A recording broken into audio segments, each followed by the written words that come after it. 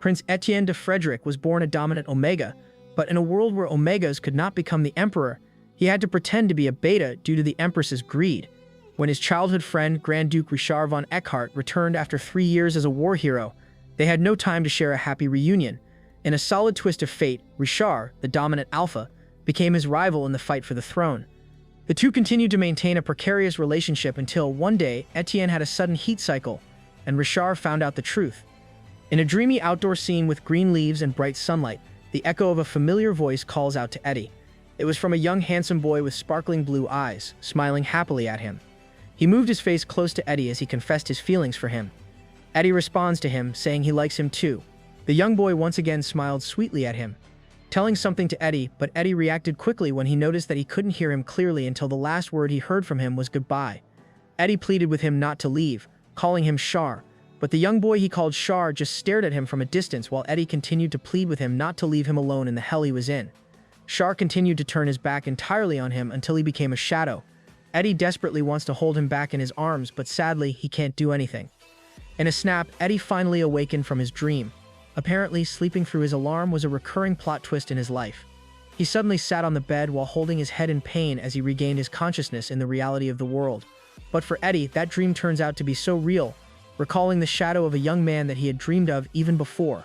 Beam, who turned out to be a servant in the palace, came just in time.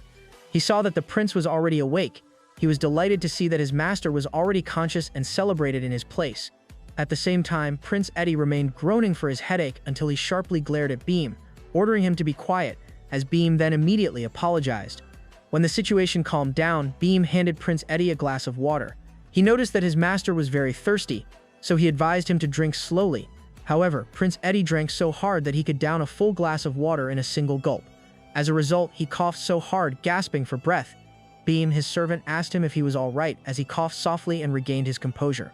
In a bit of silence, Eddie asked Beam how long he had been asleep that time, and Beam answered him with a concerned expression on his face that it had been 3 days that time. Prince Eddie squeezed his chest as he realized it had been longer since he was unconscious that time than the recent incident of having long nightmares. Some of these incidents were wild, where they needed to tie his wrists so as not to get harmed by himself as he was struggling in his nightmares. Moments later, the prince asked what the doctor had said, and Ben told him the doctor thought he was experiencing side effects from the suppressants he was taking, and planned to perform another assessment soon. While Prince Etienne or Eddie was calming down, he remembered once again the face of a young man smiling at him from his dream, wondering if he was dreaming about what had happened in his past. He pulled himself up and sat beside his bed, ordering Ben to tell his doctor that he needed to change the sedative while he was in the palace. His servant Ben agreed to inform his doctor when someone suddenly called to the prince at the door of his room. Ben went to check who it was as he pulled the handle while reminding the servants about his order for them to stay away from the prince. When Prince Etienne heard that the empress wanted to see him, he suddenly had the urge to stand quickly. Ben kept telling the servant, even shouting, that Prince Etienne needed rest at that moment. But Prince Etienne stood up and told Ben there was no need to decline the empress's order to see him, and he requested that Ben inform her he would be visiting her immediately and go as she wished. Prince Etienne was the first in line to succeed the throne of the Frederick Empire. He was also the only son of Emperor Edwin de Frederick, and a child supported by Empress Leona Harris of the Ducal House of Harris, which leads the aristocratic faction. Prince Etienne de Frederick is supposed to be happy because he has the power and authority people would die for, but it seemed like he's not. Plus, he was born a prince in a world where Omegas couldn't become emperors. The maids of the palace greeted him as he stepped through the main door. Behind all of these advantages and position in society lies the bitter truth that Prince Etienne was an Omega pretending to be Beta. The maid in front of the door remained bowed, her head to the prince, as a voice from behind the door ordered the prince to come in.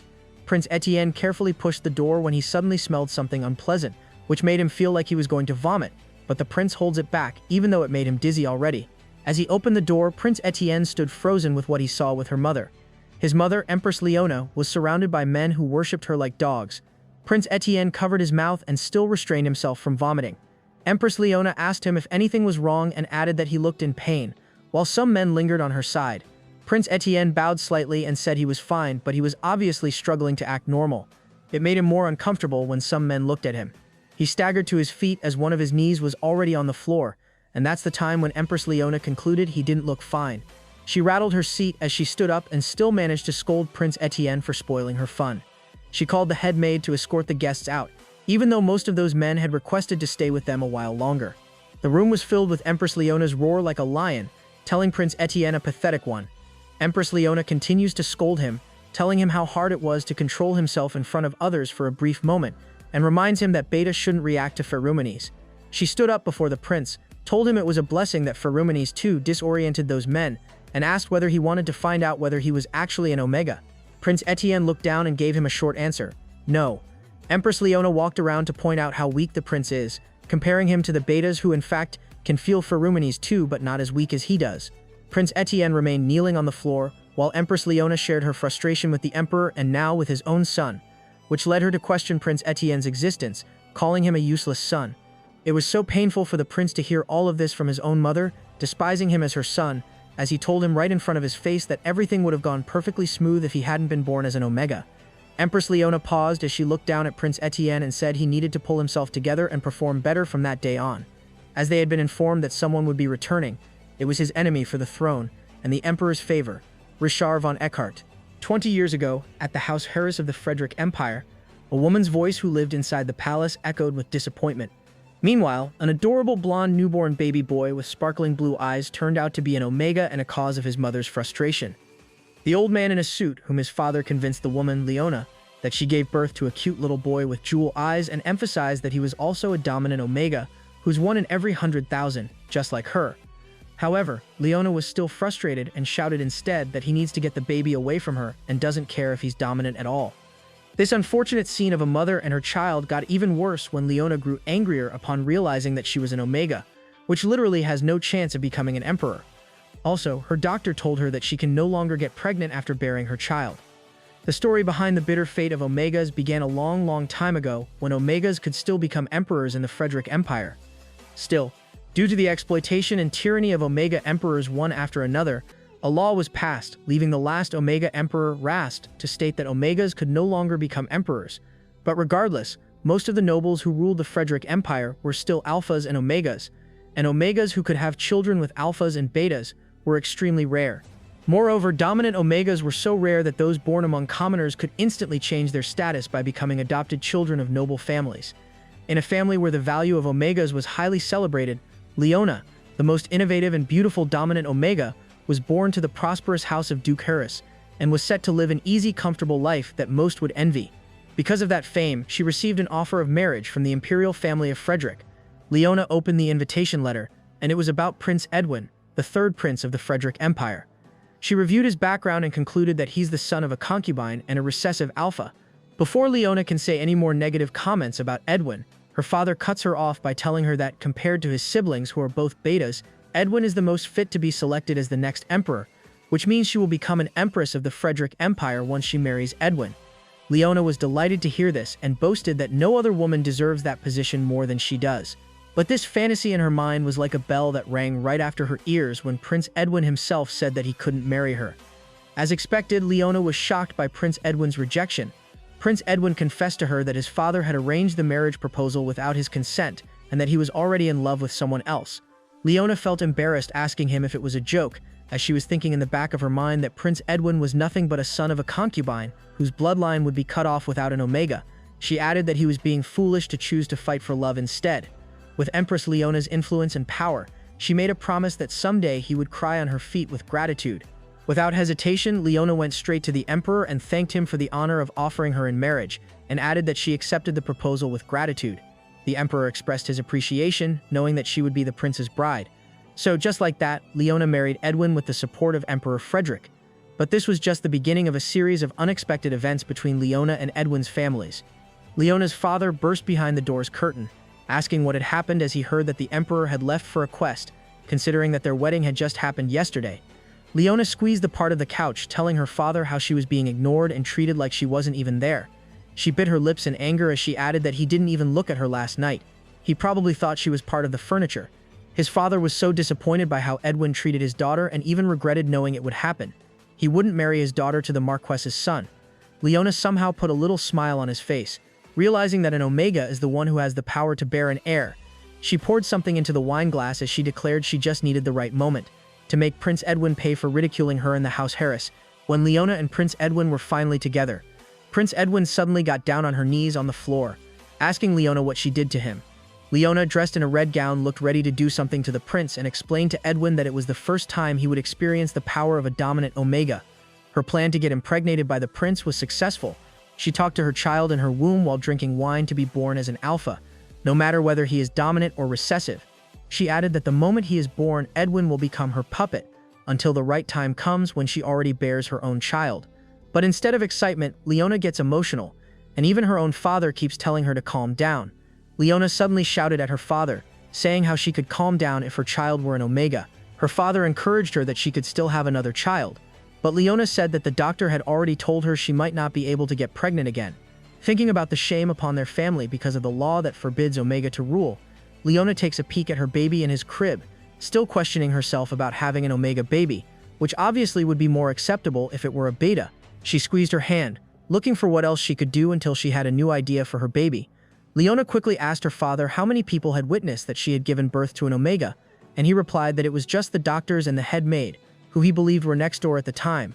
She gave his father a sharp look and ordered him to get rid of all of them so that it wouldn't go public.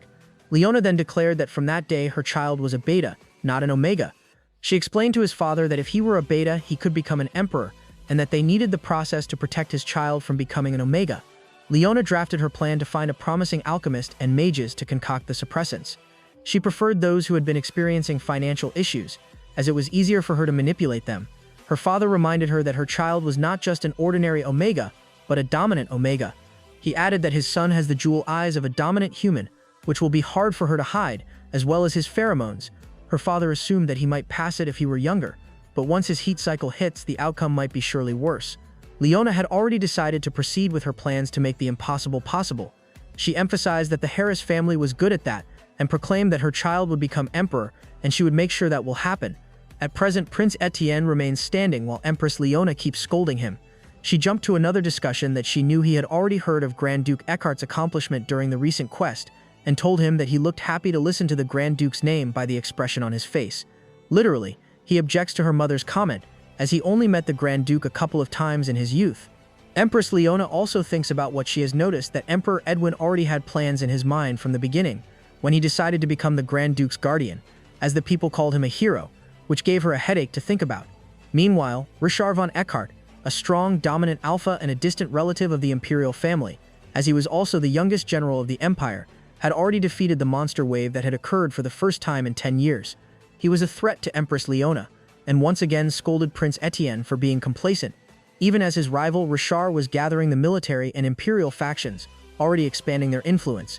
Empress Leona once again suggested that he will need to get more involved in societal activities, adding she should also be mingling with the banquets. The Empress refilled his cup once again with tea and asked her to add Prince Etienne, just mind his health if he had already become an emperor. Empress Leona said Prince Etienne should show his presence as a prince even if it's not in the form of killing monsters during a quest. Prince Etienne felt encouraged about his mother. Standing tall was the rogue prince of the imperial family. Empress Leona wasn't finished yet, as she commanded the prince to reduce his alcohol intake when attending banquets and never to get involved in a fight, even if he was provoked. The prince spoke about what her mother told him about standing up for himself when someone looks down on him, but the empress looked like she wasn't happy to hear it.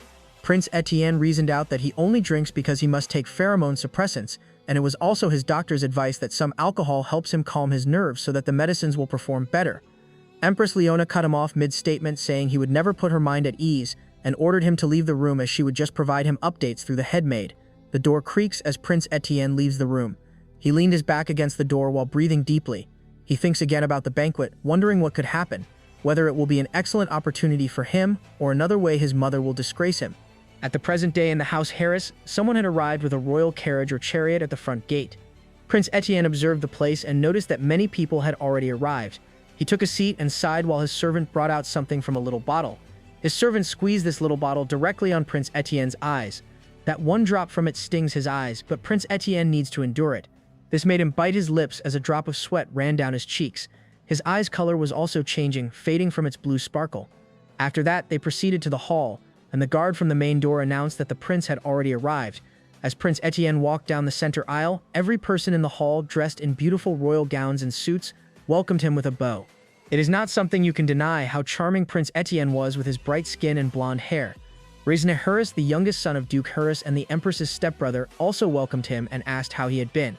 He stretched his hands trying to reach Prince Etienne, and he said that it had been a while since they met. He successfully put his hands on Prince Etienne's shoulder and continued to compliment him with Etienne's presence, which he believed illuminated the entire banquet. Little did he know that Prince Etienne didn't really want to have close contact with anyone, so he just gave him a sharp glare from his eyes as a signal of discomfort. The emperor looked at the prince from a distance as Prince Etienne uttered his take on the banquet, whether it was a gathering for the young nobles that would lead their country or just an occasion purely for entertainment. Ray and Harass laughed at what he said and replied that there are many ways for young people to get to know each other while surrounded by different people at the banquet. This was the start when some of the visitors speculated about Prince Etienne's appearance, as he had never attended such events before. A young lady came in front of the prince and presented herself, but the prince just nodded at her while staying in his place, even though he knew that he was uncomfortable with that kind of interaction. Meanwhile, another person walked toward him, a young man with brown hair. He gave respect to the prince and called him the Star of the Empire. Prince Etienne recognized that it was Lord Theodore Miles, but the man insisted on being called Theodore and expressed his gratitude for finally meeting the prince at a social gathering. Prince Etienne just listened to Lord Theodore as he shared about the visitation of his father Marcus Miles to the empress not too long ago. This made the prince remember the scene where men surrounded his mother and led him to identify Marcus Miles as one of the men lingering at his mother's feet. Lord Theodore asked the prince if he was still sick by any chance, and the prince suddenly felt discomfort. He clenched his fist while he felt dizzy at the same time, thinking if it was the side effect that his doctor mentioned on taking pheromones, which he also felt like his health had getting worse every time he took it. Another set of visitors went straight up to the prince and greeted him, expecting they would have a personal interaction with him. His irritation and displeasure only intensified, leading him to shout, demanding they cease their greetings abruptly. Lord Theodore turned away the visitors who wanted to get in touch with the prince, saying he was tired of greetings and that they should not bother him. But Prince Etienne said that Lord Theodore is not an exception among them. Prince Etienne sat down to calm himself as he heard how other nobles talked about him, who hadn't changed even a bit. They describe him as a patient with obsessive-compulsive disorder, who lacks social skills, and a rogue son of the imperial family who doesn't engage in anything productive because he lost himself to alcohol and cigarettes.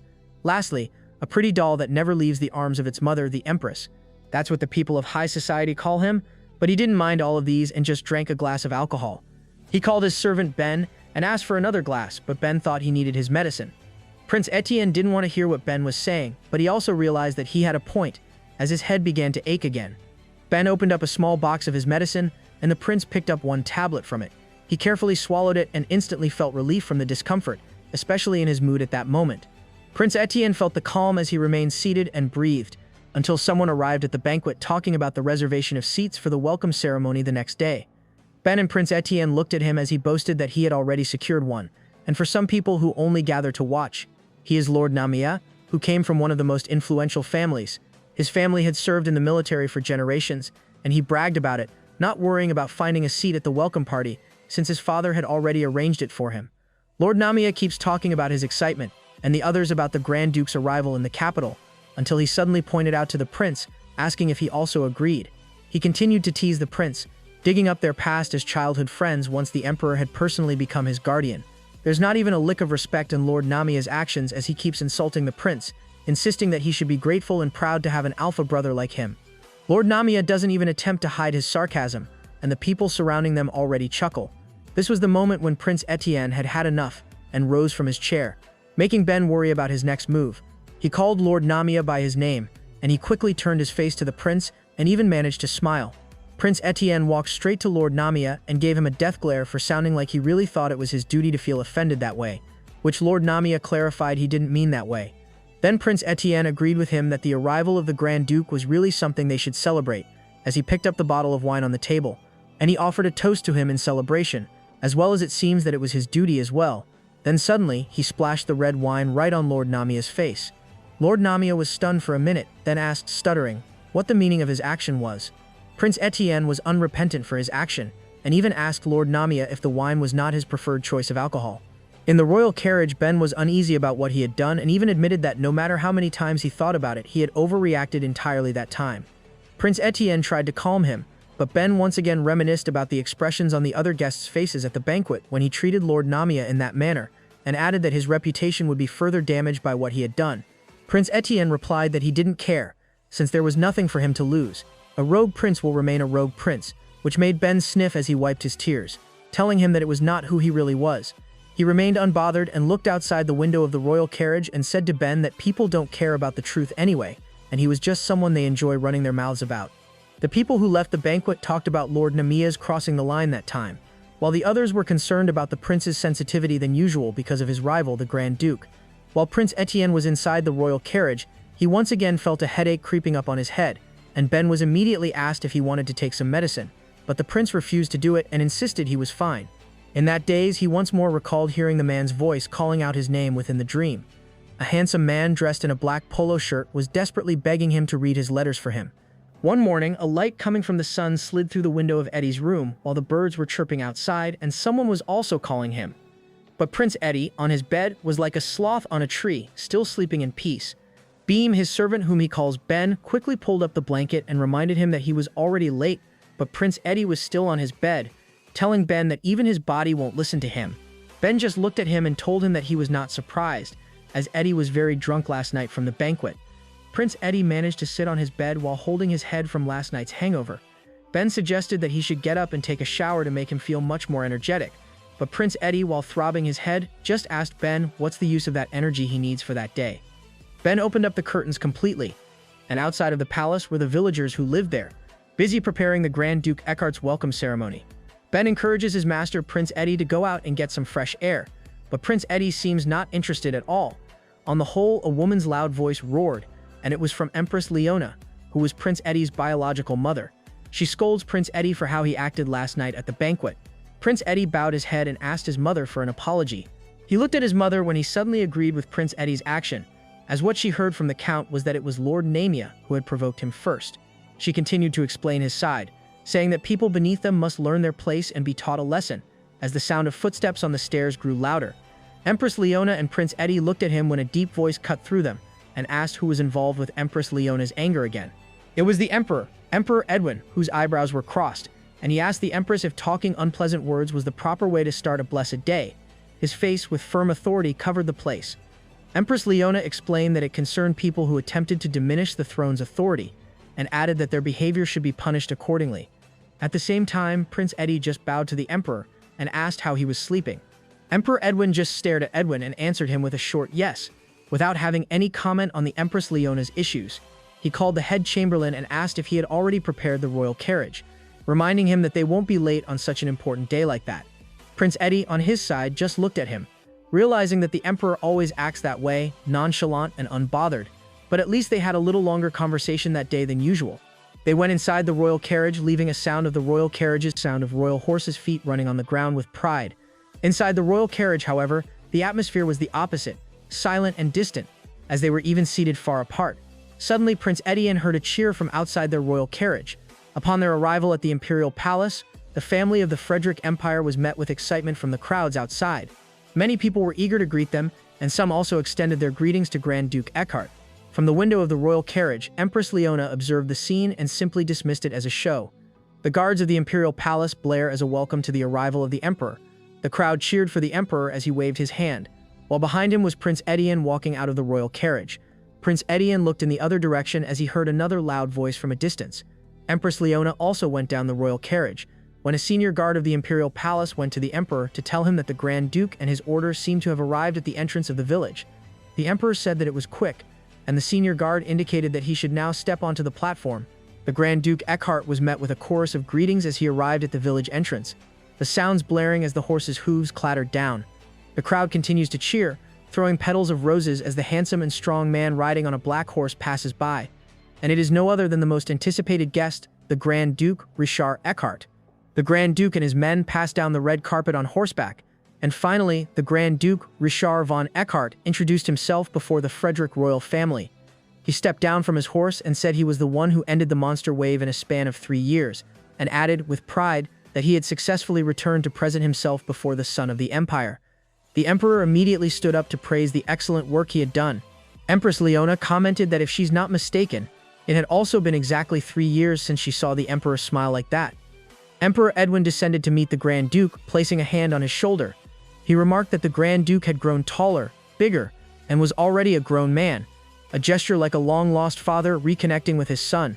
Grand Duke Rishar looked up and had a glance at Prince Etienne as he also introduced himself and presented himself before the Empress, who was the moon of the empire. Empress Leona just crossed her arms while the Grand Duke continued to give respect to the star of the empire, which is Prince Etienne. Grand Duke Rishar's eyes met Prince Etienne's, offering a gentle, almost saccharine sweetness that seemed to inquire about his well-being. Prince Etienne felt a slight blush rise on his cheeks. His eyes conveyed that he was fine as he inquired about the Grand Duke in return. Suddenly, Prince Etienne saw the Grand Duke in his mind's eye. The same man from his daydreams. This implied the man he saw in his dreams was the Grand Duke, who was letting him know he was well, and had mentioned a cadet who had graduated from the academy 3 years prior. The Emperor was delighted to welcome the Grand Duke, ensuring that the city celebrated his efforts and achievements. The citizens' joy was palpable, with food and music filling the air as they basked in the glory and safety that Eckhart had brought to their empire. The Grand Duke was the Academy's cadet who returned as a leader, willing to dedicate his life to his empire. Prince Etienne squeezed his arm, keenly aware of the difference between his own fragile state and the Grand Duke's achievements. Barely able to breathe, he was kept alive only with the help of medicine. His realization was abruptly interrupted when a palace servant tapped his attention, informing him that the Empress wanted his opinion. Empress Leona looked up at the prince, asking what his decision would be, as the Emperor insisted that the Grand Duke Eckhart ride the same carriage with them. The Emperor was obviously annoyed by Empress Leona, as he asked how difficult it would be if it were just one additional person. Emperor Edwin insisted that the use of the imperial carriage, reserved strictly for those of direct imperial descent, was not a form of special treatment. Instead, it was the imperial family's obligation to demonstrate the proper respect a hero deserves. All of a sudden, Empress Leona quickly grabbed Prince Etienne's arm. She whispered that he must pull himself together and brainwashed him into paying attention, as the Emperor is favoring Rishar again. Startled by his own action, Prince Etienne quickly apologized to his mother. It was the mere fact that the prince was known for always depending on his mother, as Empress Leona did even in front of the nobles and the people. Grand Duke Eckhart then spoke, cutting all the drama, saying he doesn't care what he rides and doesn't wish to cause any trouble. Prince Etienne and Empress Leona remained by the pulpit as the Emperor once more commended the Grand Duke for his thoughtfulness and generosity. Empress Leona grabbed the shoulder of his son, Prince Etienne, and suddenly she pushed him forward, commanding him to say something as the prince, accidentally, one of his feet slid off the edge of the stage, down from the pulpit. Grand Duke Rishar saw this quickly. That exact assumption of a fall was what caused Prince Etienne to bump right into the Grand Duke's chest, saving him from hitting the floor. Prince Etienne suddenly tried to move away from his body when he realized it was the Grand Duke and apologized for what had just happened. But the moment he wanted to move away entirely, he then also realized that the strong hand of the Grand Duke was holding his arm tightly. The meeting between Grand Duke Rishar and Prince Etienne was subsequently framed as a storybook romance, echoing the tender love of Romeo and Juliet. At the banquet, many people, especially those in the elite class, came to celebrate the return of the Grand Duke Eckhart. Some of them introduced themselves as part of the Battle of the Ursula Plains, while others said they had joined the military academy to serve him and were praying that he would honor them in their manner with his presence. An adult blonde man who was Emperor Edwin just smiled at them and told them that they didn't even need to hurry, as the Grand Duke Eckhart would not be returning on the battlefield as soon as they thought. Someone happily agrees with what he said, and their eyes also speak. They really want more time with the Grand Duke Eckhart. Prince Etienne looked at them from a distance, noting that the people gathered at the banquet were actually noblemen. He observed the place while holding a glass of champagne, reflecting his image. First, he saw that the ones who dominated the center of the banquet hall, merely sipping their drinks without a word, were nobles who supported the Empress and Duke Harris. On the other side of the banquet hall, the people facing Rishar with excitement are actually nationalists who support the Emperor. But the person who was the most elated at that banquet that day was no other than the Grand Duke Eckhart, as the Emperor once again gave a proud message to Rishar. People inside murmur among themselves, discussing the standing of Rishar, which they would believe if the Emperor told them it was his son. They also praised him and assured him that he was the most suitable as he is a dominant alpha, but the other person stopped him, reminding him that the prince was nearby. The prince overheard everything and just acted as if he hadn't, but deep inside it felt like a slash to his heart as a prince. But it didn't end there when another group of people talked about his action from the previous night at the banquet, where he had humiliated Lord Namia. Ben, Prince Etienne's servant, looked at him as he noticed that his master was uncomfortable and asked where he would go. Prince Etienne answered quickly, saying he was just going outside to breathe some fresh air. Ben, out of his concern, initiated that he would accompany him. But Prince Etienne just smiled at him and assured him that he would just step out on the balcony for a short time, and for him to cover up his absence if someone looked for him. He added that the banquet was full of unhappy people. Empress Leona saw and heard them, then crossed her arms and watched as Prince Etienne left the room. The Grand Duke Eckhart's attention was also caught as Prince Etienne opened the door. On the balcony, Prince Etienne just breathes in the fresh air and recalls how people at the banquet wear fake smiles over their true feelings, just to leave the banquet that day.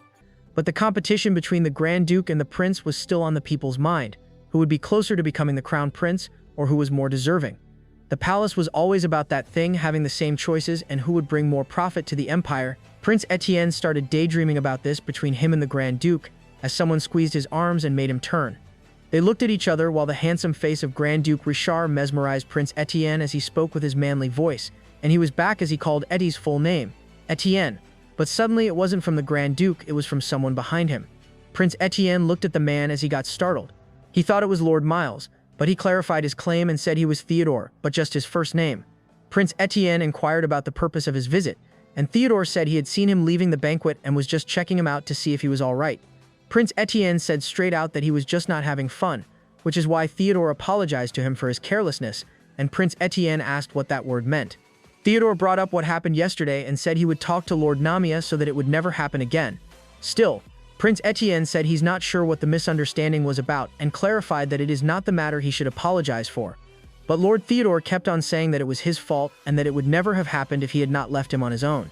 Lord Theodore clenched his fist against his chest, realizing he would never have had to deal with that insolent man if he had only been a little more attentive and stayed by his side. Lord Theodore's admission of a mistake he hadn't committed utterly astonished Prince Etienne, who responded with a slight smirk at the nobleman's surprising thoughtfulness. Hearing Prince Etienne call his name, Lord Theodore quickly responded, hopeful that he had finally gained the prince's attention. But it turns out he just wants to know who ordered him to follow him around, which Lord Theodore paused a moment to ask the prince to repeat the question. Lord Theodore reasoned out that no one ordered him, as his only wish is to serve him with loyalty. Still skeptical, the prince questioned his loyalty, asking what motivated it, a query that again stunned Lord Theodore. Prince Etienne, with no emotion on his face, added that he has nothing to his name except the fact that he is a direct descendant of the imperial palace. He further explained why the heir of House Miles, one of the most renowned noble families in the empire, wishes to show loyalty to him. The prince also suggested that he should introduce himself to the empress if he wishes to get on the good side of the Harris family. But Lord Theodore kept pointing it out himself, even stopping the prince from uttering those degrading words, and confessed that the loyalty he had came entirely from his heart. Prince Etienne remained emotionless, trying to figure out the motive behind Lord Theodore's words on pushing his desire to serve him. Lord Theodore Miles concluded at the back of his mind that it was not his words that made him feel uncomfortable. It was his eyes that told him Prince Etienne was a man who deserved such loyalty in every way. He had already seen the hungry eyes of a predator countless times within the imperial palace, but Lord Theodore thinks Prince Etienne's eyes were different. His eyes wished to skin him as his desire to devour him, every last drop of secrets that were hidden from the prince. Lord Miles covered his mouth and said to the prince that he had never changed. Inside his body, he knows that his instinctive gaze was one of his abilities as a dominant alpha. His gaze upon the prince turned evil, telling him he keeps pushing people away, but he can feel that's not what he truly wants. Lord Theodore Miles stepped forward through the prince, explaining that he could see it from the 10 years he had been watching the prince. The prince was startled and started to worry about what Lord Theodore planned to do with him. He reached out to the prince, his hand shooting forward like a claw on a toy machine. Then he successfully grabbed the prince's wrist and demanded that he give him a chance, as well as being the only one who ever thought about him. The prince tried to stop him, but he didn't care when suddenly a hand grabbed his shoulder. A voice of a man behind him asked what chance he was talking about, as he wouldn't consider it as seeking an opportunity. Lord Theodore and Prince Etienne stared at the man, both utterly shocked by his sudden appearance. After all, it was Grand Duke Rishar Eckhart who effortlessly twisted Lord Miles's arm, causing him to cry out in pain. Theodore looked at Rishar, pain on his face, and said it was out of concern, which made Rishar slap his hand as he let go. The tension between Rishar and Theodore didn't end there when Rishar gave a sharp look to Theodore and repeated what he said, that it doesn't concern him to get involved.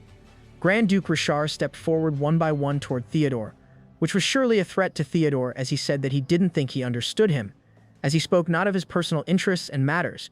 Prince Etienne just looked at them, worried about what would happen next. As the Grand Duke Rishar continued to step forward, Theodore shook as he moved backward, he hearing the words from the Grand Duke about the disrespect he had shown with no basic manners. Grand Duke Rishar's sharp blue eyes were directed intently towards Theodore as he continued to preach for his action, disturbing the prince while he was resting. Suddenly, Theodore collapsed on the ground. Grand Duke Rishar stood tall as Theodore knelt on the ground while he bowed his head. This is where Prince Etienne stepped in to break up their tension and stop the Grand Duke Rishar.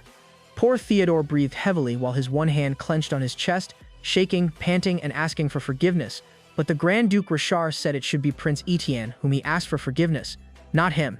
So Theodore looked behind him and asked Prince Etienne for forgiveness, as he had wronged him.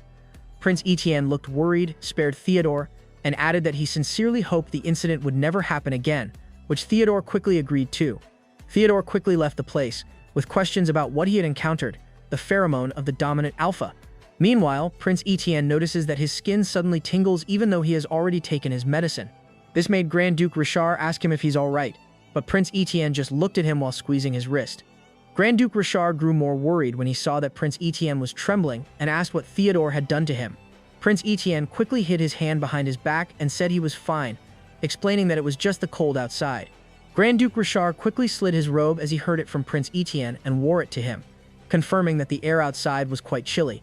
Prince Etienne looked at him and asked how he knew he was there, thinking he was with his own father, the Emperor.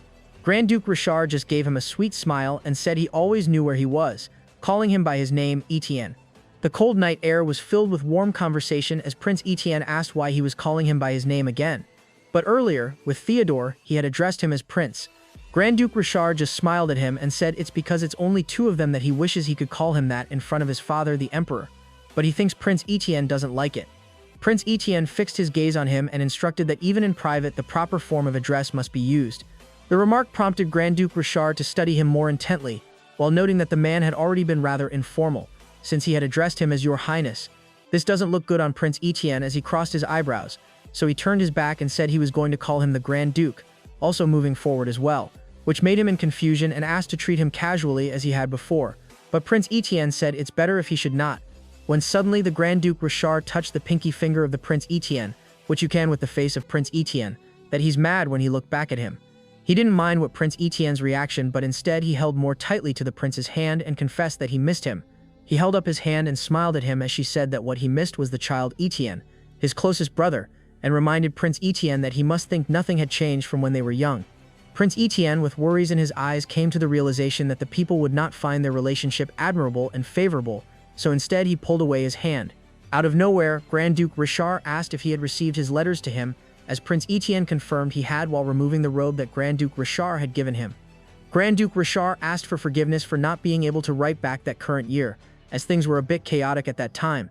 After that, Prince Etienne returned the robe to him and added that it was fine as it was like a stranger writing letters during a monster wave anyway. But still, Grand Duke Rishar was grateful he received them, which bothered him before because Prince Rishar didn't respond right away. Prince Etienne said he had already told him ahead of time that he shouldn't expect his replies. Grand Duke Rishar just stared at Prince Etienne while he was talking about all of his letters, which just all about how Prince Etienne was doing and not about any critical information or things going on there. Prince Etienne eventually asked him why he was staring so intently at his face. Grand Duke Rishar answered that he was just happy to know that he had read his letters, but Prince Etienne was still in denial about accepting that he was really reading those letters word by word and just said it was just too short for him to read right away. Grand Duke Rishar smiled slightly while his eyes were still focused on Prince Etienne and said he was still exactly the same as he remembered him. This made Prince Etienne confused and concerned about what they had been before with Grand Duke Rishar. A quick flashback from their childhood where Prince Etienne was having difficulty pronouncing his name Rishar and suggested that if he could just call him Char while offering his hand, as he added that after all he was older than him. Empress Leona saw everything as he convinced Prince Etienne, his son, on her mind not to recall those memories as his enemy had returned. Prince Etienne faced Grand Duke Rishar and called his full attention. He looked at Grand Duke Rishar closely as he said he had no intention of keeping up with his childish desire, and he didn't know what he remembered about him, but he didn't have the luxury to delve into the past. Grand Duke Rishar, with so much concern in his eyes you will know how much love he had for the prince, just stares at him and calls his name Etienne. But before he could say anything, Ben burst into their momentum and asked why his master, Prince Etienne, was still on the balcony. He shows respect to Grand Duke Rishar and greets him. After that, Prince Etienne asked him what he wanted to tell. He answered him and said that the empress, his mother, wants to see him. With no hesitation, he knew that if it was about his mother, he should follow her quickly. But before they could exit the balcony, Grand Duke Rishar called her brother, which caught the attention of both Prince Etienne and Ben. Grand Duke Rishar said he plans to stay in the capital for a while and invite the prince, and they will find another time to meet again. Prince Etienne answered him with urgency that they shall revisit the discussion at a later time, calling him with formality a Grand Duke Rishar. While leaving the balcony, Ben asked the prince what they had talked about, and Prince Etienne just told him that it was nothing important. Rishar looked into his palm and clenched it afterward, recalling what Prince Etienne had said about his childish desires. While walking inside the palace, Prince Etienne was again bombarded with a lot of questions from his servant Ben about his interaction with the Grand Duke Rishar. He added the danger if the Empress knew about it. Prince Etienne answered him that it was the Grand Duke who had come to him first, and he was sure that his mother didn't see him, and that she couldn't care where he had been. Meanwhile, a man with a visible beard arrived at the imperial palace. It was Margrave Matias, a Margrave who lived at the border point of the country. When Prince Etienne heard this news from Ben, he quickly asked him why he would come all the way there without giving them any notice, since he also lives on the border.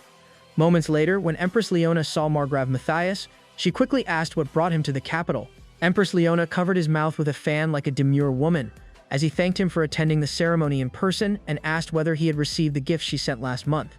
Margrave Matias thanked Empress Leona for her kind consideration and added the importance of the ceremony to him, as it was the Grand Duke Eckhart's welcome ceremony. From being a demure woman, Empress Leona changed his facial expression by being irritated and angry with what he said, as it turned out that he only cared for the Grand Duke. This was the same sentiment from Prince Etienne on why the Margrave went to the capital all of a sudden. Ben told him that they seemed to have built a relationship during the Grand Duke's stay at the border. Prince Etienne once again worried about this matter, knowing that his mother, Empress Leona, put a lot of effort into keeping Margrave Matias on his side. Empress Leona just then entertained Margrave Matias and asked if he could accompany her with a cup of tea instead, to which Margrave Matias said that it would be an honor for him to do that. Prince Etienne was still worried, realizing that nothing good would come of being seen with the Grand Duke. Meanwhile, a door suddenly opened right in front of Elvin, Grand Duke Rishar's assistant's eyes, and he was shocked when a man suddenly came out of that door. It was the Grand Duke Rishar. Sweat runs through Elvin's cheeks and he shouts to Grand Duke Rishar, to his shock, that he must inform him if he wishes to go somewhere before he could get a heart attack from popping out suddenly like a ghost. Elvin continued to breathe heavily as Grand Duke Rishar firmly stood before him, asking why he acted like he was in a rush and tried to find out what had happened to him. Elvin, his body trembling, looked at him sharply as he clenched his fist and said what he should expect, that he was also at the banquet with so many nobles looking for him, bombarding him with questions about the Grand Duke. Elvin reminded him that the Emperor was also looking for him, but the Grand Duke just stared at him calmly and asked where Jade and Stella were instead. He answered that the Captain Jade had left to check on the knights, but he wasn't sure about Stella, who was in fact so busy interacting with the other visitors. The Grand Duke Eckhart agreed to let Elvin look for both of them, as he wishes to go back soon too. Elvin once again reminded him that the Emperor was looking at him in case he didn't hear it or just had a deaf mode when he said that. The Grand Duke just tilted its head and said just to tell him that he was left because he was too tired, and he's already done entertaining the Emperor for the whole day. Elvin reminded him that many people nearby could hear his words and pleaded that he would be the one to get scolded when he left without notice. Grand Duke Eckhart just agreed to his terms and said he will be the one to tell the Emperor that he's going to leave then.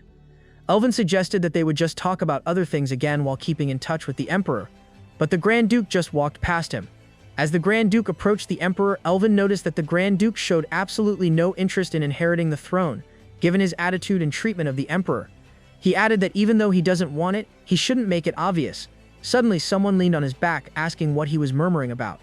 Elvin was once again scared as hell as he looked at his back, tracing where that voice came from.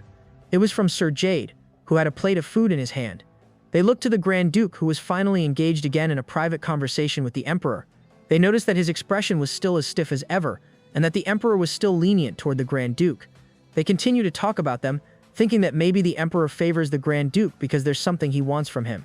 From nearby, they saw how the Emperor provided many reasonable accommodations to the Grand Duke, which was basically Sir Jade's side comment that he is the only one with the power to suppress the Empress and the noble faction.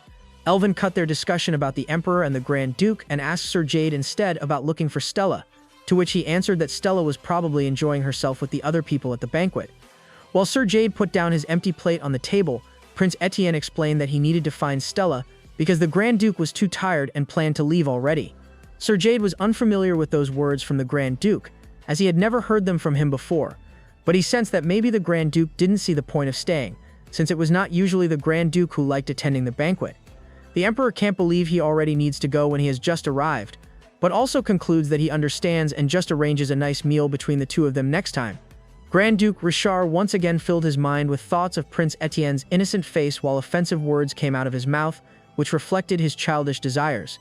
This was unexpected for Grand Duke Rishar, as this was not the way he wanted to have a conversation with Prince Etienne. Outside the imperial palace, the Grand Duke's royal carriage was ready. While Elvin and Grand Duke Rishar walked their way outside the imperial palace, the nobles and other visitors asked if he could stay longer and even offered an escort for him back to his manor. Still, the Grand Duke just closed his eyes. not interested in what they were saying. Elvin stopped anyone who wanted to follow Grand Duke Rishar and explained that the Grand Duke needed to rest because he had not slept in days.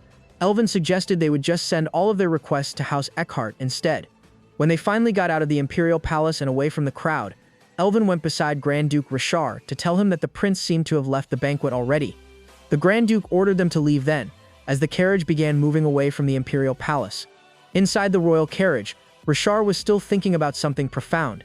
It was the only thing he wanted to talk about what they had before with Prince Etienne. But we all know that every beautiful story has its own cruel antagonist.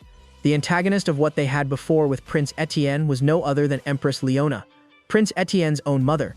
He even remembers how he wants to let out his anger towards Empress Leona, as it doesn't even concern her with what they have. Elvin noticed the Grand Duke's sudden change of expression and asked if something had happened. The Grand Duke Rishar was confused about what Elvin meant. Elvin explained how his expression was telling something that it seemed like he had been attacked, which made him experience pain and at the same time agony. Grand Duke Rishar caught Elvin's attention, and Elvin quickly shut the book he was reading and asked what he could do for him. Grand Duke Rishar's face turned serious as he requested that he look after Marquess Miles' son for him. Elvin asked him back what he would like him to find out, and the Grand Duke replied that he wants to find everything about him, especially his connection to the Empress and the nobles who support her. The horse from the royal carriage finally made the sound signaling that they had already arrived at the house of Eckhart. Grand Duke Rishar stepped down on the royal carriage, excitedly reminiscing about the land he grew up in. The maids at the entrance to his house welcomed him back. Grand Duke Rishar, filled with joy in his heart, realized that his manor was once again filled with important people in his life. Elvin, Stella, Sir Jade, and lastly his beloved Prince Etienne. But he suddenly cut off his imagination and invited them to go inside instead, as they have many things left to do. One thing that remained was his wish for Prince Etienne to grow even though they were apart from each other. 13 years ago, when Emperor Edwin first introduced Rishar to Prince Etienne, they were both young and innocent, unaware of the possible things that awaited them. Prince Etienne just looked on as Emperor Edwin told him how he should treat Rishar, since Rishar would also reside in the palace with them. Prince Etienne called his father, the Emperor, to his attention, and asked whether he was really the Grand Duke, as he was not what he had expected. Suddenly, his father, the Emperor, squeezed his shoulder with his strong hand in anger and scolded him about his words towards Rishar, and also questioned his empathy as a prince. Poor Prince Etienne picked up his fallen book on the ground while still shaking as he apologized to his father. One of the senior palace servants came to inform the Emperor of the message he had received from the military academy. Emperor Edwin told the senior servant he would attend to it in a minute, telling Rishar to wait for him. While Prince Etienne was like an invisible kid just looking at his book, Emperor Edwin then left the little Prince Etienne and Grand Duke Rishar together. Little Rishar turned his head to the prince. Prince Etienne asked his name again as the Grand Duke answered his full name, Rishar von Eckhart. They continued knowing each other's personal information like their age, and Prince Etienne was thrilled to know, as it was his first time meeting someone younger than him in the palace. He also asked if he had been to the imperial palace. Little Grand Duke Rishar said he visited once in a while when his father was still alive. Prince Etienne moved closer to him and apologized as he had made a mistake in asking that question. But it didn't stop Prince Etienne from entertaining Grand Duke Rishar. He asked the Grand Duke if he minded being called Char instead, since it had been his nickname since his name was Rishar. The Grand Duke was confused as he wasn't familiar with nicknames, and Prince Etienne said it was a special name they use only with their friends.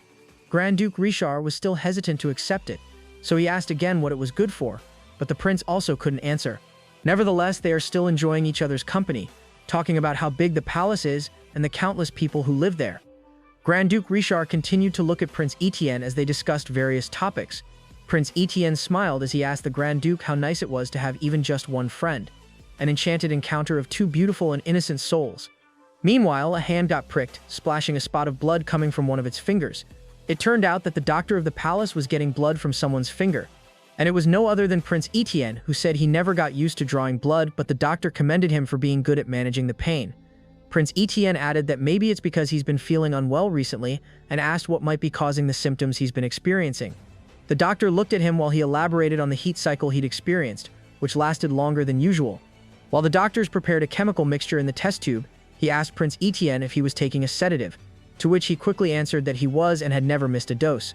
The doctor looked at the test tube and noticed something was wrong. Prince Etienne could be seen worrying in his eyes, so he asked the doctor what the matter was and whether he needed to increase the dose again. But the doctor's prescription was the opposite. He needed to reduce his medication intake and even suggested that it would be best if he stopped taking them altogether. Prince Etienne was confused about what he meant. The doctor then asked his servant Ben how much longer it would take for the crown prince to be announced, and Ben was startled to answer, as he also couldn't say when it would be or what the issue was. The doctor sighed as he held the tip of the table and told the truth. The prince's body is heavily poisoned at the moment. All of them were shocked by this diagnosis. Wait, you mean not having a secret life as a rogue prince is a medical condition? The doctor explained further that the sedatives, suppressants, and even the eye drops to hide his jewel eyes had already accumulated in his body and disturbed the nervous system of an Omega. But the science behind experiencing a heat cycle with all the chemicals built up in his body means he had already built up a tolerance.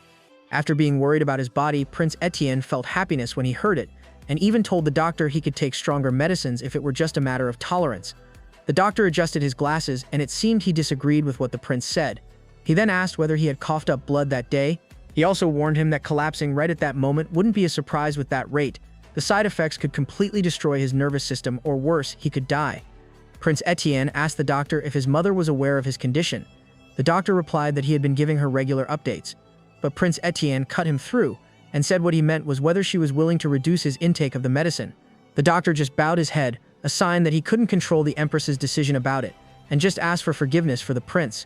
Prince Etienne just lay down on his bed as he tried to come to terms with matters related to his mother, saying it is not the fault of Sir Celadine, his doctor, and thinking that there's only one way to quit drinking those medicines.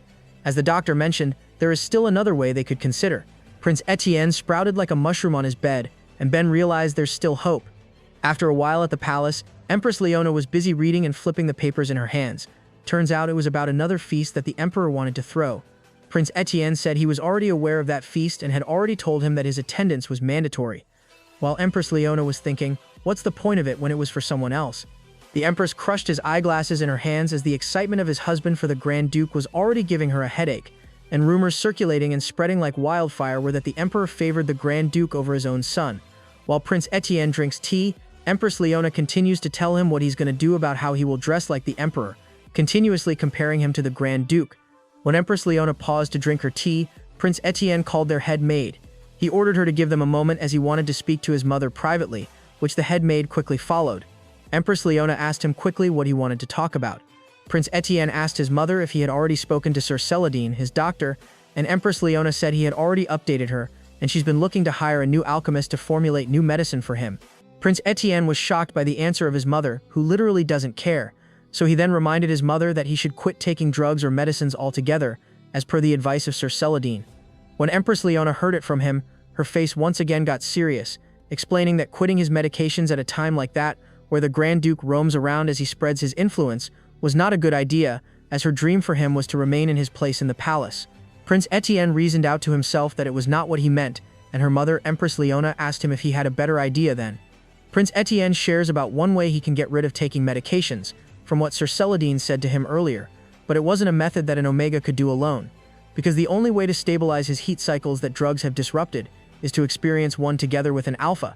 That time, Prince Etienne wasn't expecting that it could be so specific and so sacrificial, as Sir Celadine added that they needed to do it in a traditional way.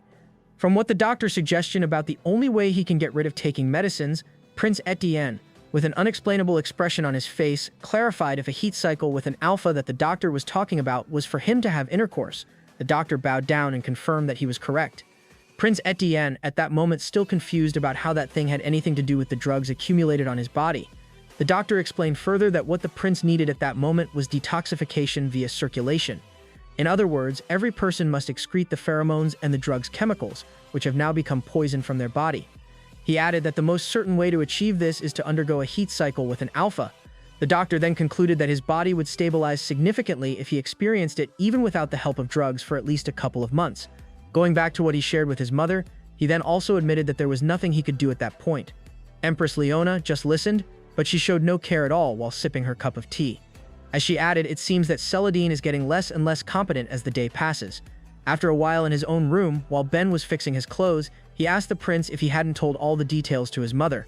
Clad in a robe, Prince Etienne gazed down, his expression heavy with despair, as he told Ben that he was fully aware the empress would surely object. Ben emphasizes that this time it was a matter of his life, and that for all they know he can recover if he will going to try. Prince Etienne's eyes once again reflected a sadness he felt, and he said that the empress would have started that charade. Empress Leona obviously doesn't care about his life, as what's more important to her is their standing in society, and that's her mother. Prince Etienne walked and stared into the mirror, reflecting on the difficulty of his secret. It was far simpler, he thought, to conceal a truth completely than to disclose it and then scramble to manage the fallout. He told Ben that even though her mother approves, where would they find an alpha? Ben simply replied that they can always start looking for one. Prince Etienne just smiled, thinking how complicated it was, as they would not only have to sleep with him but also keep his secret for the rest of their life. Ben stood straight, concern in his eyes, realizing what Prince Etienne had said, adding that he knew her mother, who likes to leave no loose ends. They keep on exchanging thoughts of each other as the prince told him he was worried for his poor soul's life already, and Ben trembles as he agrees that his point was all true. Prince Etienne shares more of his realization that the idea of spending a heat cycle with someone is easier said than done, and accepts that there's no way they could find that someone. Meanwhile, the Grand Duke Rishar was already at the house of Eckhart when someone called him. It was Elvin, who just told him he was just wondering what he was doing in the backyard. The Grand Duke and a group of busy working men were scattered in the backyard. Elvin inquired if the Grand Duke ever took a break, to which the Grand Duke replied by sharing his idea of creating a training ground in the empty space, which would be a nice idea. While he continued to share his plan in his backyard, Elvin asked him if he wouldn't be attending the Emperor's feast, as he heard that it would take place that night. The Grand Duke just fixed his gloves and looked like he had no plans to go, as he asked Elvin if there was a need for attendance, as he had a lot of work he needed to address at his manor.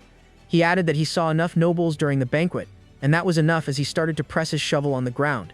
Ben suddenly updated the Grand Duke while carefully listening to what Ben heard, that the feast is not just for the 10 noble families this time. He added that he was told the Emperor also ordered the imperial family to attend and cough a little, which probably means that the person he didn't get the chance to talk to much during the banquet will be attending as well, which is literally no other than the prince.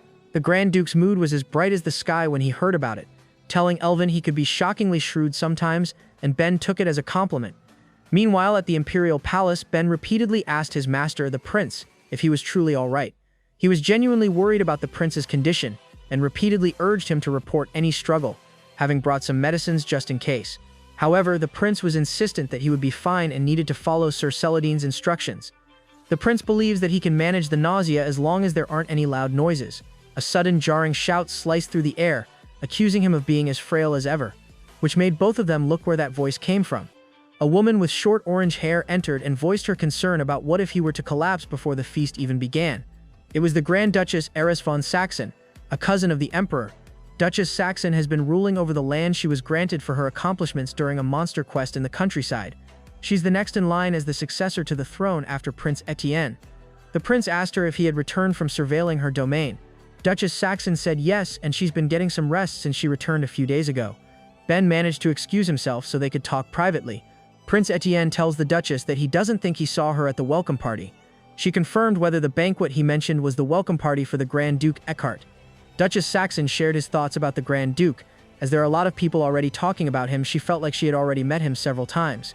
No matter how close Duchess Saxon was to the royal blood, she was a beta, which most of them always limit in expanding one's influence among nobles who only value alphas and omegas. She then confirmed that the feast that night was for the Grand Duke as well. She made the prince look outside the window. Prince Etienne guesses she isn't entirely pleased with Rishar's sudden arrival. Duchess Saxon tells him to look at the people who are excited to see a young dominant alpha for the first time in a long time. Prince Etienne observed them and carefully listened to their conversations. People outside expressed confusion about why there were so many people, since they thought only the 10 noble families and the imperial family were attending the feast that night. Duchess Saxon looked at the prince and called his attention. She tells him he's been missing out too much because all he does is drink in isolation, which Prince Etienne replied that he had quit drinking already. Duchess Saxon informed the prince that she had heard the noble families planned to bring their Omega children with them. This left the prince puzzled as to the reason for this decision. Duchess Saxon unwrapped the logic of how obvious it is that they're trying to create opportunities to wed their children to the Grand Duke Eckhart, which suddenly stunned the prince. She explained further that even though they're both betas, they still keep up with their intentions. As the only young alphas of the imperial family left were the Emperor and the Lord Bishop, Prince Etienne took that opportunity to ask why else Margrave Matias would have come all his way to the capital. He then asked the Duchess if the Matias family had a child of Omega status, and she confirmed that it appeared to be the case. There was actually someone in the Matias family. He spent most of his life within their domain because of poor health, but he came to the capital with the Margrave because he is now old enough to make his debut. This made the prince get more interested in their family. As Duchess Saxon mentioned, a fascinating rumor was already circulating among the knights about the two of them. Prince Etienne kept asking what the interesting rumor was about. Duchess Saxon finally revealed that it was 2 years ago. The Grand Duke stayed at Margrave's castle while he was defeating the barbarians, asking if he could still remember it, as she had heard about the marriage that had already existed since then. Moving to the interesting part, Duchess Saxon said the Grand Duke actually turned down the offer without a second thought. Then suddenly someone interrupts their gossip when someone calls Prince Etienne their brother, so they quickly turn to look back. It was the Grand Duke Eckhart standing behind them. Prince Etienne felt guilty about it as he immediately turned his focus on the other side, while Duchess Saxon was amazed at how he arrived right on cue. The Grand Duke greeted Duchess Saxon, but she replied to something that had just happened recently. He was still addressing the prince, his brother, and asked if the empress was aware of that thing. When the name of the empress was brought up, Prince Etienne began to get nervous again. He dashed beside Duchess Saxon while saying no, as he held both of the Grand Duke Eckhart's shoulders and said that was just a bad habit.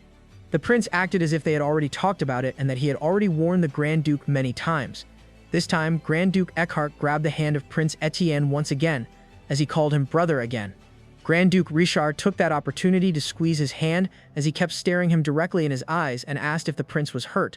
Duchess Saxon questioned the Grand Duke about why he cared about the prince, and the prince just said it was because the imperial doctor had visited him that day, which made the Grand Duke even more worried about whether the prince was feeling unwell.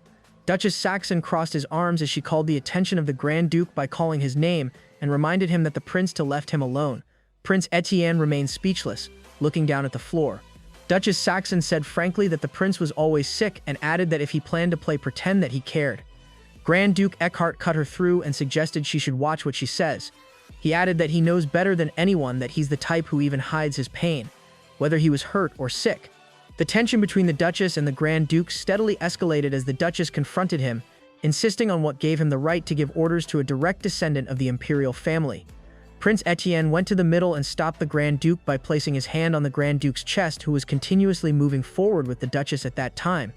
To end the tension between them, Prince Etienne shouted at the Grand Duke as he needed to show her more respect because she was the Emperor's cousin. The Grand Duke quickly regained his composure, biting his lower lip. His swift calm wasn't due to Duchess Saxon's position, but rather because the stinging remark had come from Prince Etienne, while the Duchess continued to mock his supposed ignorance of imperial etiquette. Duchess Saxon dramatically whirled her cape and departed, but not before advising the prince against wasting any time with the Grand Duke. She suggested that ultimately, nothing positive comes from betas like them associating with alphas. Before the Grand Duke said any word, Prince Etienne pulled the Grand Duke's hand into the room. He slammed the door closed and confronted the Grand Duke Rishar about what was wrong with him, and the Grand Duke just asked him if he had done something wrong. This made Prince Etienne look like a joke to the Grand Duke. The prince angrily shouted at the Grand Duke, reminding him of the imperial palace's strict rules and demanding an explanation for his insolent attitude. He further affirmed that the Grand Duchess Saxon's words were entirely accurate. He added that creating enemies like that will not benefit his life at the palace, but before he can finish his word, Grand Duke slaps the door at his back, causing him to lean on the door. Grand Duke Rishar moved his face closer to Prince Etienne and asked if he displeased him. Prince remained in place, averting his gaze from the Grand Duke's eyes as he insisted that it was not what he was trying to say. Grand Duke Rishar lowered his hand down the door and asked for a sorry for putting the prince in an awkward position. He added it was not his intention, as he called him brother again. Prince Etienne kept looking away from the Grand Duke and told him to stop calling him brother, reminding him how long it had been since he had warned him the first time. His eyes widened when the Grand Duke immediately replied that it had been 3 years. The Grand Duke elaborated that he told him to stop 3 years ago. It was still fresh in his mind how this happened when he kept calling Prince Etienne brother while walking up the stairs. That day, he was thrilled because his succession ceremony had just ended, and now that he had graduated from the military, he was a real Grand Duke, and he wanted the prince to be the very first person to know that milestone in his life. Prince Etienne, however, did not share the Grand Duke's visible joy. He offered his congratulations with a simple tilt of his head and a measured tone, addressing him for the first time as Grand Duke Eckhart rather than brother. This made the Grand Duke react quickly, noting that he addressed him differently and adding that it sounded strange when he called him that way. Grand Duke Rishar Eckhart listened carefully as the prince replied that he must be aware of his actions from that day and continue calling him Grand Duke Eckhart.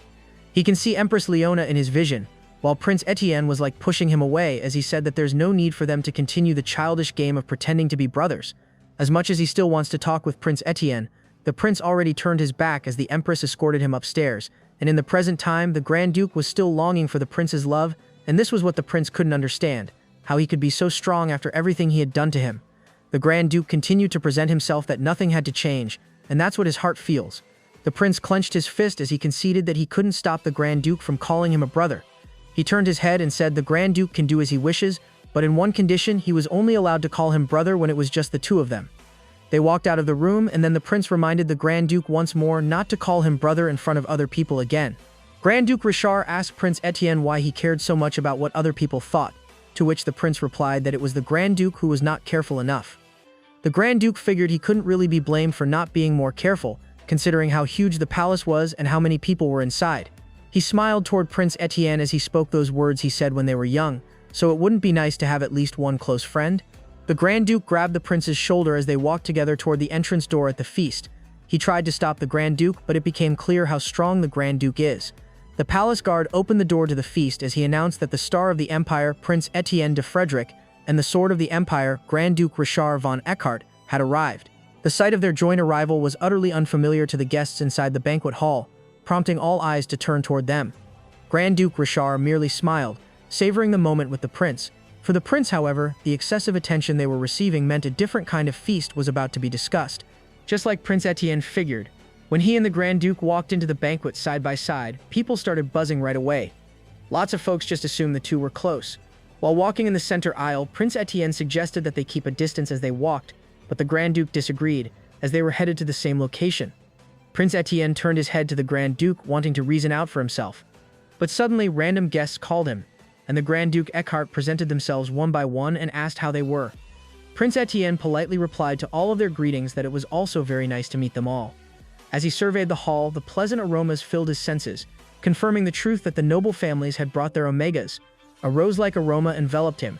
Captivated by the collective, mesmerizing atmosphere created by a gathering of many omegas, the hall was filled with nervous excitement. Even a beta who can't sense pheromones would be able to tell whom those passionate gazes were directed at.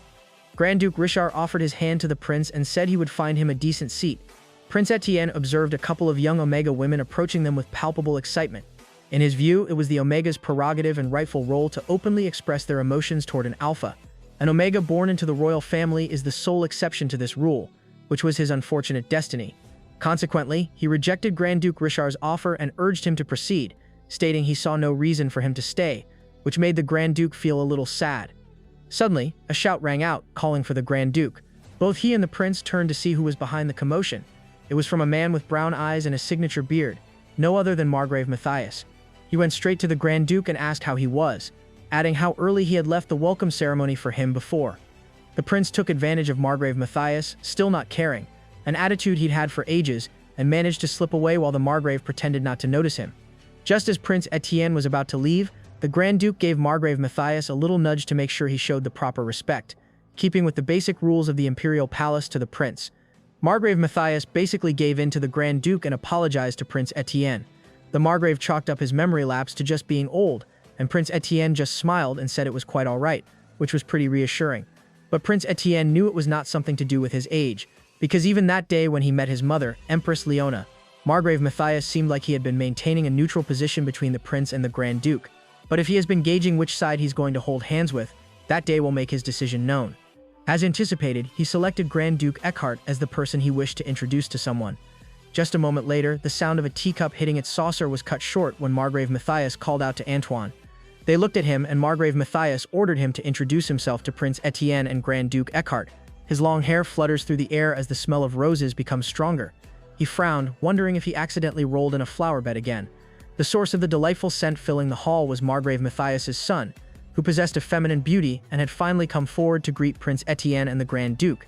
Grand Duke Rishar Eckhart merely nodded, a hint of unease visible in his eyes, while Prince Etienne gazed at the Grand Duke, considering whether this matched the information Duchess Saxon had shared with him. He coughed lightly, offering the Margrave's son a charming smile as he heard this was his first visit to the capital, which Lord Matias confirmed it was true. Lord Matias shared that there are many things to see in the capital, and he can't cease to smile as everyone he met there has been exceptionally kind, like Prince Etienne. Margrave Matias coughed beside him a little. It was a cue for him to offer some polite words to Grand Duke Eckhart as well. Lord Matias bowed before Grand Duke Rishar, stating it was an honor to meet the Empire's greatest sword and shield. The Grand Duke returned the sentiment, asking why the honor was all his. Lord Matias was smiling and even blushing a little as he mentioned that his father, Margrave Matias, hasn't stopped talking about his adventures and achievements since they met. Prince Etienne paused, observing the Margrave and his son. He could tell, without even asking, that Lord Matias had been raised with immense love from his father. He looked around the room, imagining how much love he might receive if Omegas could also hold the title of emperor, just as Lord Matias did. Lord Antoine Matias then spoke once more, asking if it would be permissible for him to visit House Eckhart after the feast concluded. Prince Etienne, on the other side, composed himself about his emotions as he felt sad for all of his realizations. And Grand Duke Rishar noticed it quickly, but Margrave's son kept on talking as he wanted to seek advice from the Grand Duke in preparation for the debutante ball. And finally, the Grand Duke replied, but in an unexpected way. He claimed the issue wasn't his problem, which kind of threw Lord Antoine Matias off. Grand Duke Rishar Eckhart further explained that it was not his area of expertise, and emphasized it was his father, with whom he had a relationship with, adding that it was his first time meeting him to make such a request. This made Lord Antoine Matias blush with embarrassment as he agreed. Margrave Matias intervened to rescue his son, immediately apologizing to the Grand Duke. He explained that his youngest son was simply excited to meet someone he respected, citing his unfamiliarity with such formal occasions as the reason for his behavior. As someone also intervened, saying Lord Matias shouldn't have said that as it was not a big issue. Prince Etienne placed his hand on Lord Antoine Matias' shoulder and told him to cast aside that concern from his beautiful face and instead enjoy his time in the capital. This made the heart of Lord Matias beat hard as he thanked him for his kind understanding, until a servant went straight to them while telling Prince Etienne that the Emperor would like to join them in the dining hall. Prince Etienne then invites them also to go inside the dining hall, which made Lord Matias more excited once again. But the Grand Duke looked at the prince with much concern on his face. They proceed to the dining hall and enjoy delicious and exceptional foods that are served on the table. Emperor Edwin began the feast with an opening address, acknowledging the shared concerns regarding the recent monster wave. He encouraged them to view the casual event as a celebration of their recent victory. The Emperor gave a huge shout-out to Grand Duke Eckhart again, saying his win would be etched in the Empire's memory forever. He mentioned that if it weren't for the Grand Duke, the people would have been dealing with their fear of those monsters for ages. He laughed with joy in his eyes as he admitted that the moment he decided to take Rishar in, he knew he would make him proud after all the effort he had put in. As he asked for the approval of his words to Margrave Matias, and immediately got a response that it was absolutely right. Margrave Matias believed the timing was right to suggest to the Emperor what further contributions Grand Duke Eckhart could make to the Empire. While everyone was busy eating, the Emperor decided it was time to share his plans. He felt Rishar was old enough now, so he wanted to start getting the Grand Duke ready for his next big move. With regards to accepting a Grand Duchess and starting a family, Prince Etienne was pretty surprised by the Emperor's words, especially the bit about starting a family. The Emperor's announcement totally blindsided Grand Duke Rishar. What really amplified the shock was the Emperor's next comment, hinting that he already knew the Grand Duke was thinking the same thing. The Emperor was so resolute in his decision, even asserting that 21 was the ideal age for marriage. He noted that, by that age, Grand Duke Rishar was already handling all of House Eckhart's administrative duties. He continues to speak about the Grand Duke's need for assistance someday, but Empress Leona listens with a distinct lack of concern for everything he says. With a genuine smile, the Emperor's gaze once more settled upon Grand Duke Rishar. He shared this sentiment while looking at the sweet couple seated in front of him, the Grand Duke and Grand Duchess, Lord Antoine Matias. Lord Antoine appeared somewhat worried when the Emperor inquired if he had chosen a partner, given that he was certainly expected to attend the debutante ball that year. He closed his eyes as he admitted he hadn't found the person yet. Despite this, the Emperor seemed happier upon hearing the news, calling it great and then inviting Rishar to attend the ball with him. Prince Etienne and the others simply listened and ate as the Emperor spoke, heavily stressing House Matias's long-standing loyalty to the imperial family, and mentioning that the Margrave, like Rishar, received his title at a young age, when suddenly, Grand Duke Rishar slammed the table with a towel in his hands, saying that if it's a discussion of that manner, he already has an answer. With a tone of anger, he crossed his arms and stated that, whether it was for a partner or any other reason, he had already informed the Emperor that he would not attend another debutante ball. The guests started to murmur as they saw this incident. Emperor Edwin forced his smile, calming Rishar that there was no need to speak that way. Grand Duke Rishar emotionlessly added that he was uninterested in a marriage, especially one arranged by others without his consent for political reasons. This made Margrave Matias cough a little, as he knew he was partly responsible. Duchess heiress von Saxon tried to cover his mouth as she giggled. Suddenly, however, she could no longer hold it in and burst into loud laughter right in front of them. She conveyed to the Grand Duke her opinion that his refusal to accept the arranged marriage was an absurd position. Still chuckling, she wondered aloud if the Grand Duke planned to find his partner by, dating or something like it, until the Emperor shouted at her to watch her mouth, reminding her that his was the only mouth in the palace authorized for dramatic shouting. Grand Duke Rishar shot back, wondering why she was making such a fuss about what he wanted, arguing it wasn't some huge, unrealistic thing. Duchess Saxon once again expressed how the determination of a young soul doesn't fail to surprise him, and asked if he even knew what that meant for them, the royals. Grand Duke Rishar played dumb about it, but did say thanks for her considering him part of the imperial family.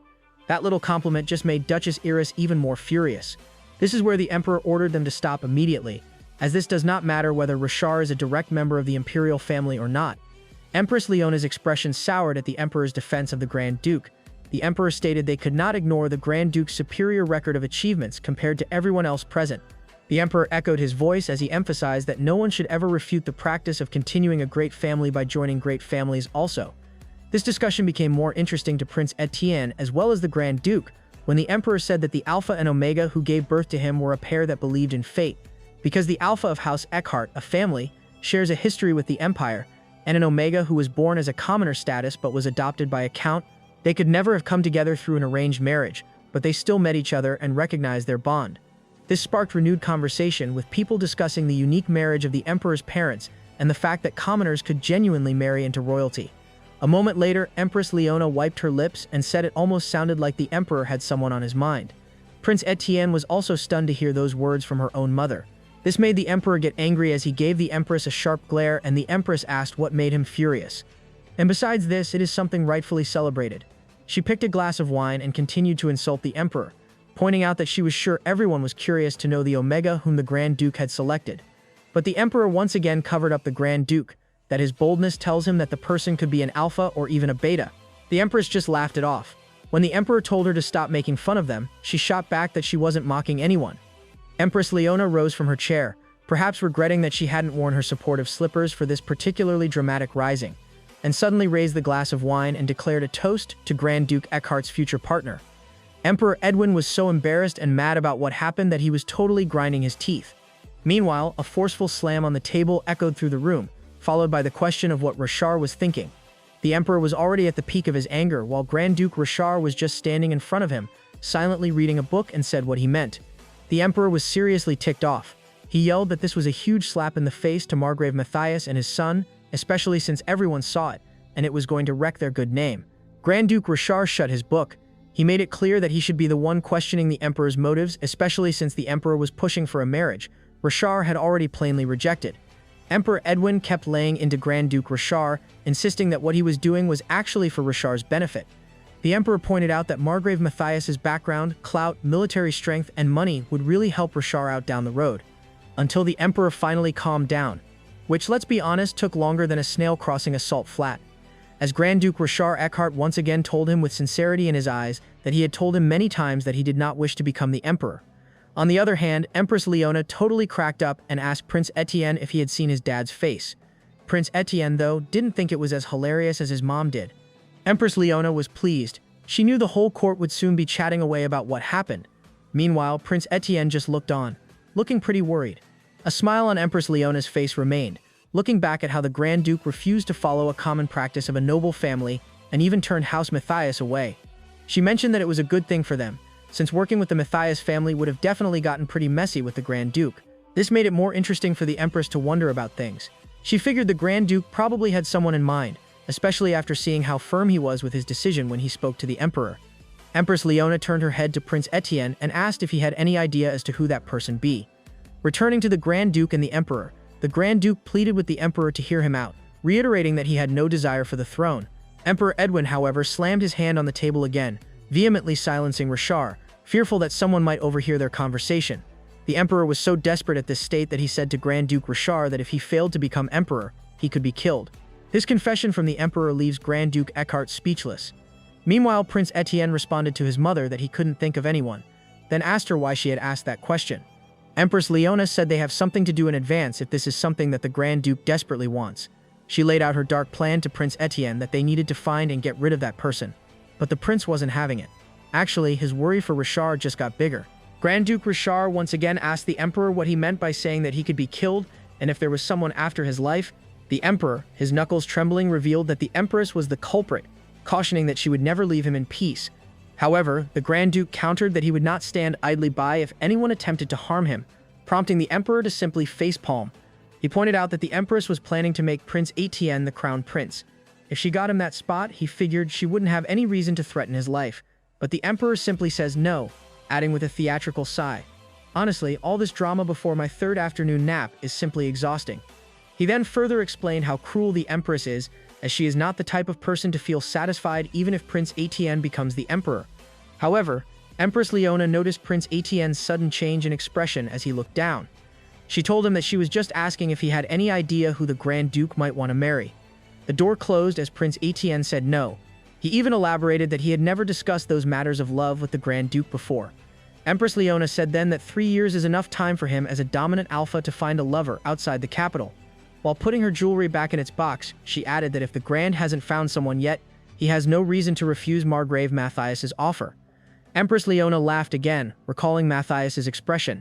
She mused that his son, likely an asset he had prized for years, had been treated so poorly that Matias wouldn't be able to hold his proud head high for a good while. Then suddenly, she glanced at her back and held Prince Etienne's chin as she observed that something was off with him that day. While in the other room, Grand Duke Rishar continually asked the emperor what he meant by the empress's dissatisfaction. Breathing deeply, the emperor dismissed Etienne as the issue, stating instead that the real problem was Leona, who would become the Empress Dowager. She will exercise her authority far more than she is currently doing. She can absorb all the wealth and goods of the imperial palace into the Harris family, and if that happens, the emperor asked him if he thinks Etienne will be able to control Leona's influence, considering how Prince Etienne was, and if he sees such determination in him. The emperor was completely surprised when Grand Duke Rishar actually asked if that minor issue was the real reason he'd been ducking the whole thing. Grand Duke Rishar pressed the emperor, asking if ignoring the situation was his way of dealing with it. The emperor defended himself, stating he hadn't ignored or avoided anything, but simply hadn't known the extent to which the Grand Duke had gone to suppress the empress. This made the Grand Duke slam the table of the emperor and said it was not what he meant. He shouted in front of the face of the emperor that the person he had avoided and ignored was no other than the prince. Grand Duke Rishar made the emperor realize the care and affection in his eyes when he looked at him, and his gentle words have never changed.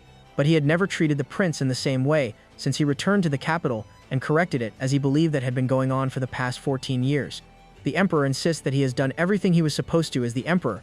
The emperor tried to make Prince Etienne feel guilty by bringing up old favors, but that just made Grand Duke Rishar even angrier. These favors were things like making sure the prince was invited to everything, constantly riding with him, and even telling him what to wear or eat. Grand Duke Rishar cut the emperor's statement off and said that, whether he even knew who Prince Etienne was, he asked him if he had ever once taken a good look at Prince Etienne's face. Meanwhile, Prince Etienne crashed down after being violently thrown. As Empress Leona said, he can't fool her. She then grabbed Prince Etienne's chin, looked him right in the eye, and asked if he'd been keeping up with his usual drug dosage, because it looked like it wasn't working as well as it should. Prince Etienne, while trembling, confessed that he reduced the frequency by just a little bit. Empress Leona's anger intensified.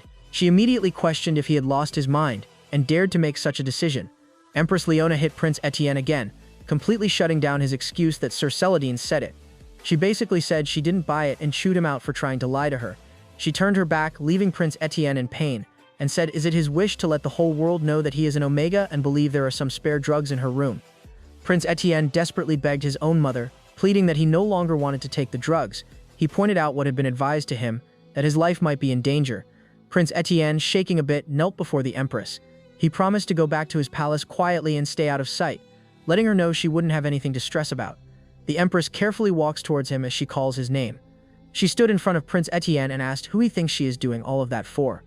Empress Leona gave Prince Etienne a serious look while his eyes turned bigger, making him realize how she saved him from being an Omega who can't be emperor.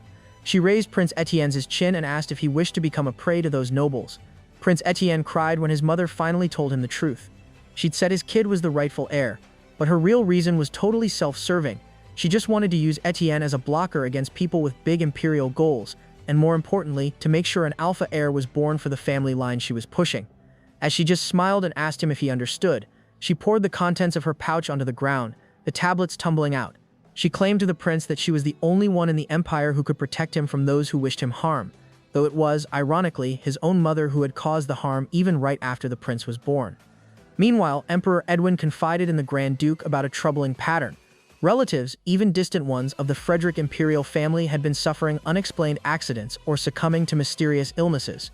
The emperor's voice rose and he added that all the royals present were potential rivals who could have prevented Etienne's ascent to the throne. To Empress, all of it was merely a game, and Etienne himself was never more than a mere instrument. But the Grand Duke said that he was wrong, reminiscing about how he knew Prince Etienne, and he was not a tool when he first met him. He added that the Emperor was just giving him excuses for why he neglected him. On the other hand, Prince Etienne was already coughing, taking the medicine, but Empress Leona just stared at him and guilted him about what could happen if people found out that he was an Omega. Prince Etienne answered that if others find out, the noble faction will begin to leave them, which had been agreed by Empress Leona as she raised an eye drop bottle. She smiled and filled the prince's thought that there'll be no point in supporting him when they have the Grand Duke, and added there's no one that stupid for them to choose him, then the Grand Duke. Then Empress Leona successfully dropped one from Etienne's eyes. Ben, who was the prince's personal servant, came in with concern on his face. While there's Prince Etienne, who could hardly breathe while the head maid was assisting him, Ben quickly asked what had happened to his master. The head maid explained that he suddenly fell extremely ill while discussing with the Empress, but Ben replied that he strongly doubted it was just a discussion. Then suddenly, Prince Etienne requested him to take him upstairs. Ben urged the other servants and maids in the palace to take the prince to his room. He continued to support Prince Etienne, who walked and asked what had happened. Prince Etienne said he can now understand why Sir Celadine told him to reduce the dosage already. Ben, still worried, replied to what he was talking about, the dosage, when they knew he had already been skipping the ones at night. Prince Etienne replied that his mother found out what he did. Earlier, before that incident, Prince Etienne was already pleading with his mother to stop, as he felt like his insides were burning. Empress Leona, however, only viewed the prince as equally frail. She dismissed him as worthless if he refused to comply with her demands. She moved her face closer and threatened the prince never to attempt to reveal who he was. Because what Empress Leona wants is to wipe away his true existence, this made the prince's condition worse, as he felt another pain in his chest. Suddenly, Ben's voice echoed through the palace, calling out the prince's name as if he were crying for help. In a breezy, cold night at the palace, the emperor asked the head chamberlain if Grand Duke Rishar had made it back safely to Esteban Place, and he confirmed that he had.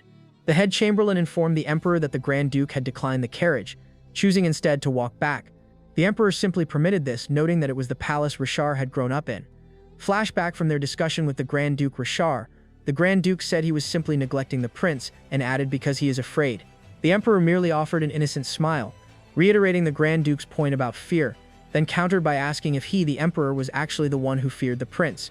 Grand Duke Rishar said no, and added straight that it was the empress whom he was afraid of, which froze him for a moment. He then turned his face from the emperor and declared his immediate departure.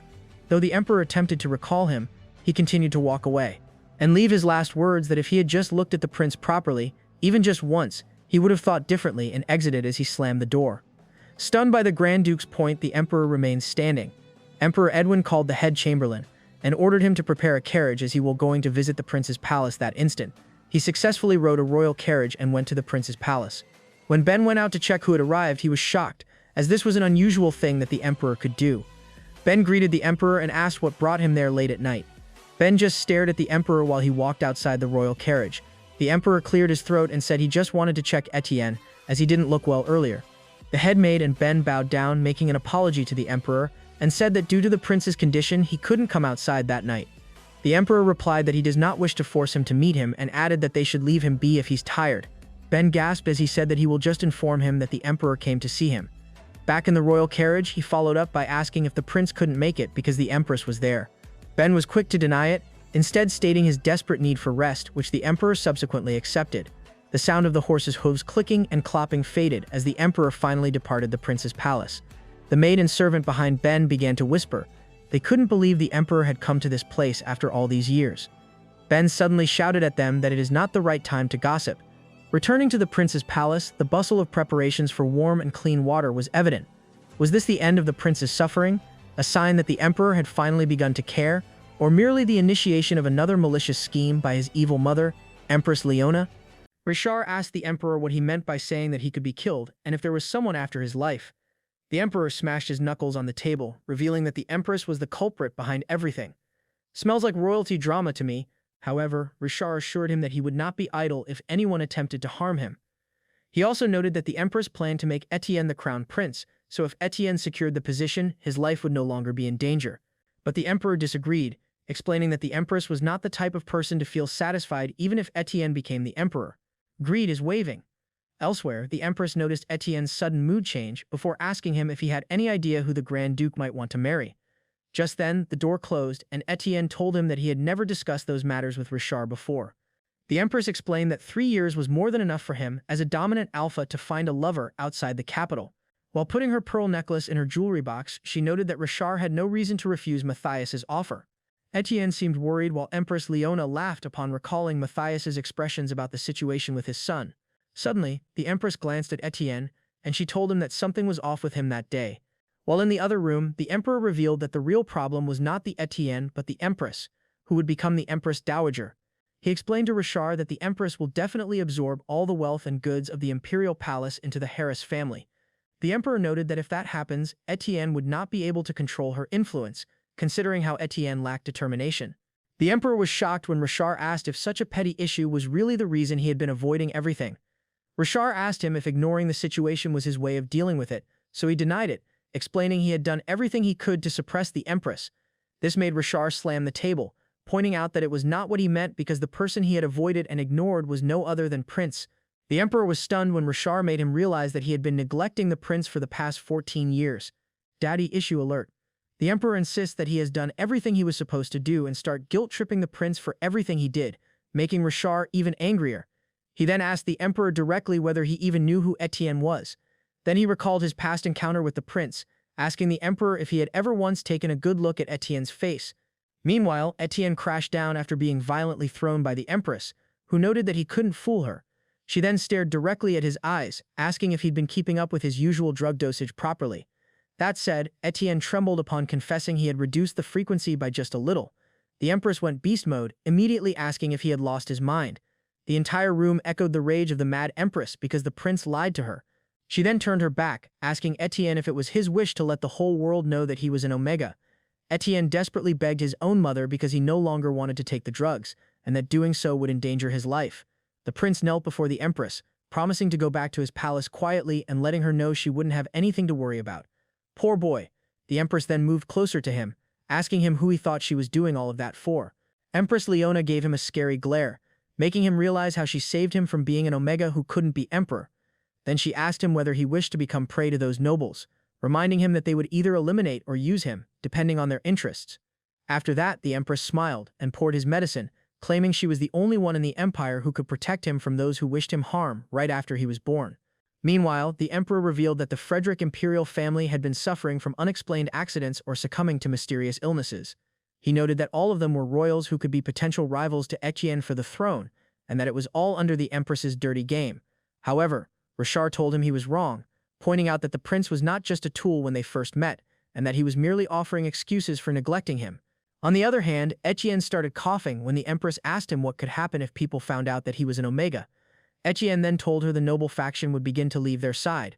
The empress confirmed it, raised an eye drop bottle and smiled, telling him there would be no point in supporting him when they had Rishar and pointing out that the nobles were not stupid. Dashing inside the room was Ben, the prince's personal servant, who rushed in with concerns upon seeing Etienne, who was in a bad shape. Ben quickly asked the ugly head maid what had happened to his master, so she explained that he became like that after having a discussion with the empress. Ben found it suspicious, but Etienne suddenly asked him to take him upstairs.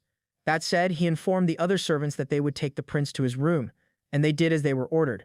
He then asked what had happened, and Etienne told him he understood why Celadine had already asked him to reduce the dosage. Ben realized what had happened, but he grew confused because he knew Etienne was skipping some meds at night, so Etienne revealed that his mother had found out the truth. Earlier before that incident, Etienne was pleading with his mother to stop because it felt terrible. However, the empress told him that he was nothing but an ugly, worthless waste of space if he refused to comply with her demands. She moved closer, threatening the prince not to reveal who he really was and urging him to wipe away his true existence. This worsened the prince's condition, as he felt another pain in his chest. Suddenly, Ben's voice echoed through the room as Etienne completely collapsed. Later that breezy, cold night at the palace, the emperor asked the head chamberlain if Rishar had made it back safely to Esteban Place. The head chamberlain confirmed it and informed him that Rishar had chosen to walk back instead. The emperor simply let it slide, noting that it was the palace Rishar had grown up in. Just then, a flashback to their recent discussion showed Rishar pointing out that the emperor neglected the prince out of fear. The emperor countered that he was not afraid of the prince at all, so Rishar clarified that she was referring to the empress, leaving the emperor speechless. Rishar turned his back on the emperor, who stopped him from walking out, But Rishar reiterated that if he had just looked at the prince properly, he would have thought differently. He slammed the door, leaving the emperor stunned by his action. Nonetheless, the emperor ordered the head chamberlain to prepare a carriage for him to visit the prince's palace. He rode in a royal carriage and arrived at Etienne's palace, where Ben was shocked upon seeing who had just arrived. Ben greeted the emperor and asked what brought him there late at night. Ben anxiously stared at the emperor, who told him he just wanted to check Etienne. Just then, Ben and the maid sincerely apologized to him, for the prince was in no condition to come outside. The emperor let the situation slide, giving Ben a sense of relief. Before leaving, he asked whether the prince couldn't make it because of the empress. Ben quickly denied it, explaining that Etienne was in desperate need of rest, so the emperor decided to return to his palace. Soon after, Etienne's servants couldn't believe the emperor had come to this place after all these years. Ben angrily reminded them that it was not the right time to gossip, so they rushed back inside to tend to Etienne's needs. The sound of water dripping on the table and the moonlight cast across the window woke up Etienne. While still feeling weak, he tried recalling what had happened, and soon decided to get down from his bed to breathe some fresh air. While walking, he heard Ben sleep-talking that Prince Etienne he mustn't go outside. Poor Ben, he was worried even in his dreams. Etienne realized that Ben must be exhausted because of him, so he took the key and quietly left through the secret door. Etienne reminisced that it was the same place he secretly used to play when he was younger. He feels the dusty wall of the passage as he walks deeper inside. As he touched the wall, a childhood memory of the young Rishar resurfaced. Etienne stared blankly outside that nostalgic place but still had the determination to walk around that place. Suddenly, he heard someone calling him brother, so he quickly looked behind him, and to his surprise, it was no other than Rishar. Rishar's eyes could not believe it was really his brother, so Etienne reacted to break the awkwardness. Etienne then asked him if he was dreaming, and Rishar assured him he was not. Rishar explained that the conversation with the emperor was too long, so he decided to spend the night at the Esteban place, which was right next door to the prince. Etienne quickly asked him if the emperor had scolded him, making Rishar smile slightly, and asked if he was concerned about him. Etienne quickly cleared his point, mentioning what happened at the dinner table, where Rishar rejected attending a ball. The Rizlord then told him that he was still lucky because if he had left, he would not be able to lay his eyes on him. Etienne awkwardly changed the topic to him, still remembering that place, so Rishar told him it was the place he missed the most. Etienne awkwardly asked him whether such an unmaintained garden was worth missing, so Rishar mentioned to him the names of the flowers in the garden, one by one. As they moved to another flower, Rishar paused, and Etienne told him it was the Queen of the Night, surprising him as he still remembered it too. Then Etienne was brought back to a memory lane. Back then, in the palace, a voice would roar, calling out his name, and it was the empress, who was mad because she couldn't find the prince. Etienne was crying under the tree in the hidden garden, until Rishar appeared before him, asking him if something was wrong. Etienne wiped his tears and asked Rishar what he was doing there. Rishar brought out a book listing all the flowers in the garden that he was curious about. Etienne was not in the mood, and he wanted him to leave him alone, but Rishar refused, knowing he would cry alone. Such genuine care, Rishar handed him the book, and Etienne denied that he was crying. Back in the present, Rishar told him the ones they had looked up and were curious about were flowers that bloomed only at night. Etienne took a deep breath, and Rishar told him that no matter when the flowers bloomed, they could still appreciate them under the moonlight, leaving the prince stunned. As the cold air rushed against their skin, Etienne felt it was time to ask Rishar something, but before he could do so, he suddenly sneezed in front of him, making him smile. The Grand Duke then put a coat over him, but the blushing prince insisted that he didn't need his help. However, Rishar insisted he wanted him to take it, prompting Etienne to ask why he cared. Rishar looked at him, asking if he had to have a reason. To Etienne, Rishar reminded him of the smell of the sea. Smells fishy, pun intended. He touched Rishar's coat and he felt a wave pushing through his heart and soul. Etienne suddenly turned his back to hide his feelings for Rishar, telling Rishar that he could return his coat to him before he would leave. Etienne urged him to sleep already, saying he would ask his servant to return it, but Rishar insisted he wanted it returned himself. Rishar also urged him to visit the Eckhart estate, and despite Etienne's adverse reaction, he eventually agreed to do so. Someone is playing hard to get. The Grand Duke then showed his pinky finger, so the prince told him that there was no need for a pinky promise over such things, but in the end he still made a pinky promise with him. While on it, Etienne was stunned, and his heart skipped a beat. Rishar, on the other hand, felt the same way and wondered what was going on. Shall we call it a love chemical reaction? Suddenly, Etienne dashed away from him, telling him that he would see him later. Not long after, Etienne waved his hand and bid him good night, leaving Rishar utterly confused about what had just happened. The next morning, a loud noise was heard inside the palace, and it was Ben who scolded the prince for leaving on his own. Etienne begged him to stop shouting and assured him that he had simply gone for a walk. Ben wasn't letting it slide, so he asked him where he got his jacket. Is he a detective or something? Etienne then told him that it belonged to Rishar, who was staying at the Esteban Palace. Hearing that, Ben asked him if he had given him a hard time, which Etienne quickly dismissed. Ben breathed a deep sigh of relief before revealing that the emperor had visited him last night, which shocked him greatly. He quickly stood up, asking why Ben hadn't woken him, but Ben said he was unconscious at the time. Etienne calmed down when Ben told him the emperor would surely return. Just then, a knock on the door called their attention, and Ben identified that it was a messenger of the palace, so Etienne quickly ordered him to let them in. When the door opened, 3 people entered, and one of them opened a box containing a plant of vitality, sent by the emperor for his fast recovery. The 2 were shocked knowing that it came directly from the emperor, so Etienne clarified whether it was really meant for him or for the Grand Duke, who was also staying at the palace next door. One of the messengers clarified that it was really for him, as the Grand Duke had left early to attend a council meeting.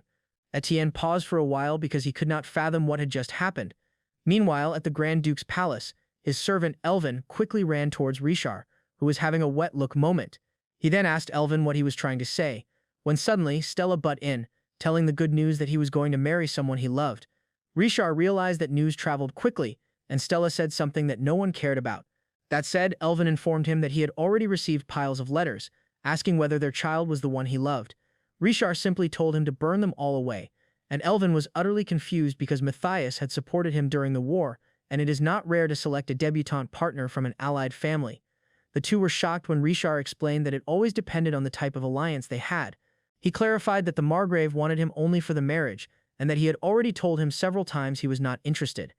Rishar noted that if he had gone to the debutante ball with the son, Matias would surely never have left him alone again in his attempts to marry his son to him. Rishar explained that Matias had provided him with food and shelter, but he protected the Margrave's castle in return, so Elvin was left speechless upon knowing the truth. Not long after, Elvin asked if he was doing it for Etienne's sake, making Rishar speechless. On the other hand, Ben asked Etienne whether he was happy that the emperor had sent him a gift. Etienne seemed not convinced of the emperor's deed, which surprised Ben greatly. He told him the emperor had refused to attend his coming-of-age ceremony, so his action did not make sense to him at all. Ben understood where he was coming from, so he respected his decision but suggested he would visit the main palace if he wanted to know the truth. He even noted that Etienne might be surprised to find out how many people actually cared about him. Etienne felt the sunlight as he lay down on the couch, thinking of the people who cared about him.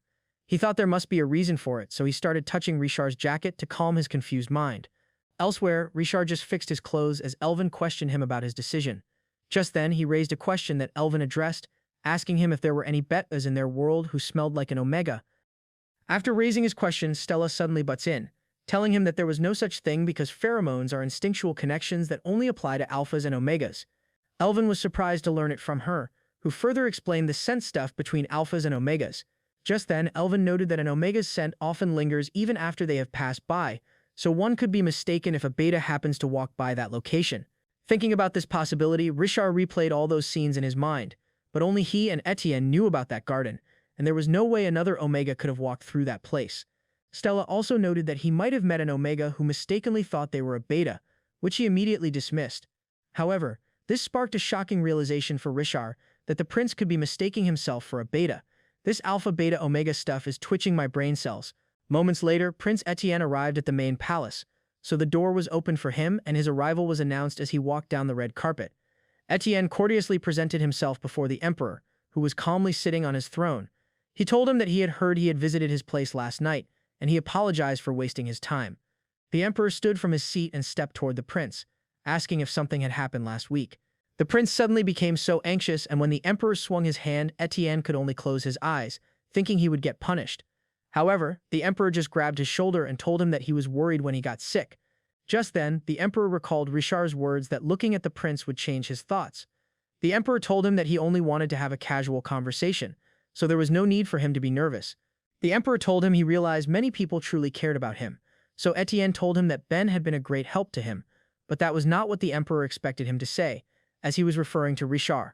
This startled Prince Etienne again, and he offered his sincerest apologies, saying he should have kept a better distance. How sad, this is definitely a trauma response. The emperor understood that Etienne was behaving that way because he was reminded of the past. He then asked if that was how Etienne felt as well, shocking him in the process. Etienne simply denied it, and he just looked around because the palace reminded him of something else. Just then, the emperor told him the real reason for the request was to clarify something with him, before revealing that he planned to make Rishar the emperor, shocking him greatly. The prince's mood changed because he knew it was coming from a mile away, but even so, his heart was a little broken by his father's firm declaration. The emperor then noted that he did not seem surprised, or perhaps realized he could not change anything. He then told him that he resembled the empress after all, so Etienne disagreed, making the emperor agree to him since he was not an Omega. Etienne then asked the emperor what he should have been born as, and what he should have been so that his existence would not disturb him. The emperor explained to Etienne that the imperial palace was currently under threat. He noted that the imperial family lacked alphas and omegas, so the noble families were seizing this opportunity to forge alliances and strengthen their own power. He also told him that as the emperor, he bore a great responsibility, and that only Rishar was capable of inheriting it because he was meant to become the alpha ruler of the empire. Etienne was simply listening when the emperor told him that there was one other reason, so he asked him what it was. The emperor looked at Etienne, asking him if he recognized the people in large frames, so he looked up and answered that they were the emperor's two brothers. The emperor confirmed it, and both of them, unfortunately, passed away at a young age before they could witness his coronation. Then he pulled a string on the curtains near the wall, revealing many more framed portraits. The emperor then asked him if he knew any of them, before revealing to him that they were all members of the imperial family who had passed away in the past 20 years from unknown reasons. He revealed his goal of stopping these portraits from multiplying, which was also the reason why he wished to make Rishar the emperor. Etienne then asked who the emperor believed to be behind all deaths. The emperor asked him again whether he genuinely did not know who it was, before revealing that it was the empress and House Harris, who had long harbored ties to evil for many generations. The emperor expressed how he worried that those people might be plotting another person's death again, shocking him greatly. The emperor then looked at Etienne, asking him if he really could not spill any tea. At that moment, Etienne wanted to tell the emperor everything because there had been many times he wished to reveal the truth. However, his body remembered the pain before his mind could catch up. He knew how stubbornly memories of rejection clung to him and the excruciating agony they brought, which was worse than any physical pain.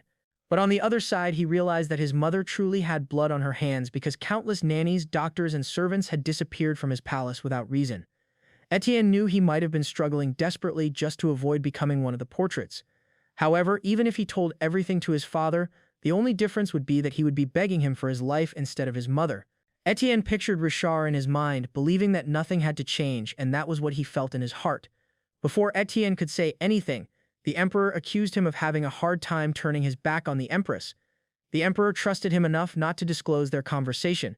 Just then, Etienne spoke, which surprised the emperor. Etienne told him that what mattered was not who became emperor, but the weight of the countless lives that would be affected by a single decision. He stood confidently, reminding his father that he had not forgotten the basics of the imperial governance studies he had learned since he was young. The emperor was stunned when he told him that he believed there was something he could do. Etienne told him that whatever choices he made, he would bear the responsibility and the weight of them alone. The emperor trembled with suppressed anger before he turned around and walked away from him. At that moment, Etienne was very proud of himself because he had finally spoken in front of his father without being a coward, acting like a fool, or fainting like a useless weakling. He walked downstairs, realizing what he had just done, and Ben went straight to him, asking if he was all right. Soon after, Etienne turned for one last stare at the emperor's palace and realized that everything was now clear to him. He must drop out of the fight for the crown prince's position, not because he feared his mother or his father pressured him, but because he believed it was the right thing to do. He told Ben he had to go out soon, which confused Ben because the weather that day had not been great. Etienne then told him they would go to the military base, shocking Ben greatly.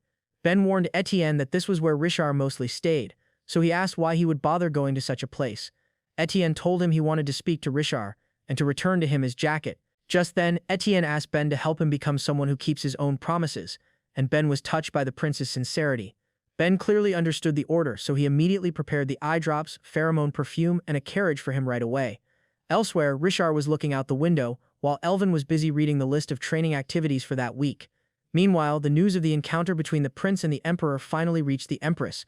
She mocked the emperor, who had neglected his son for the past 23 years, and the idea of what kind of heartfelt conversation they could share.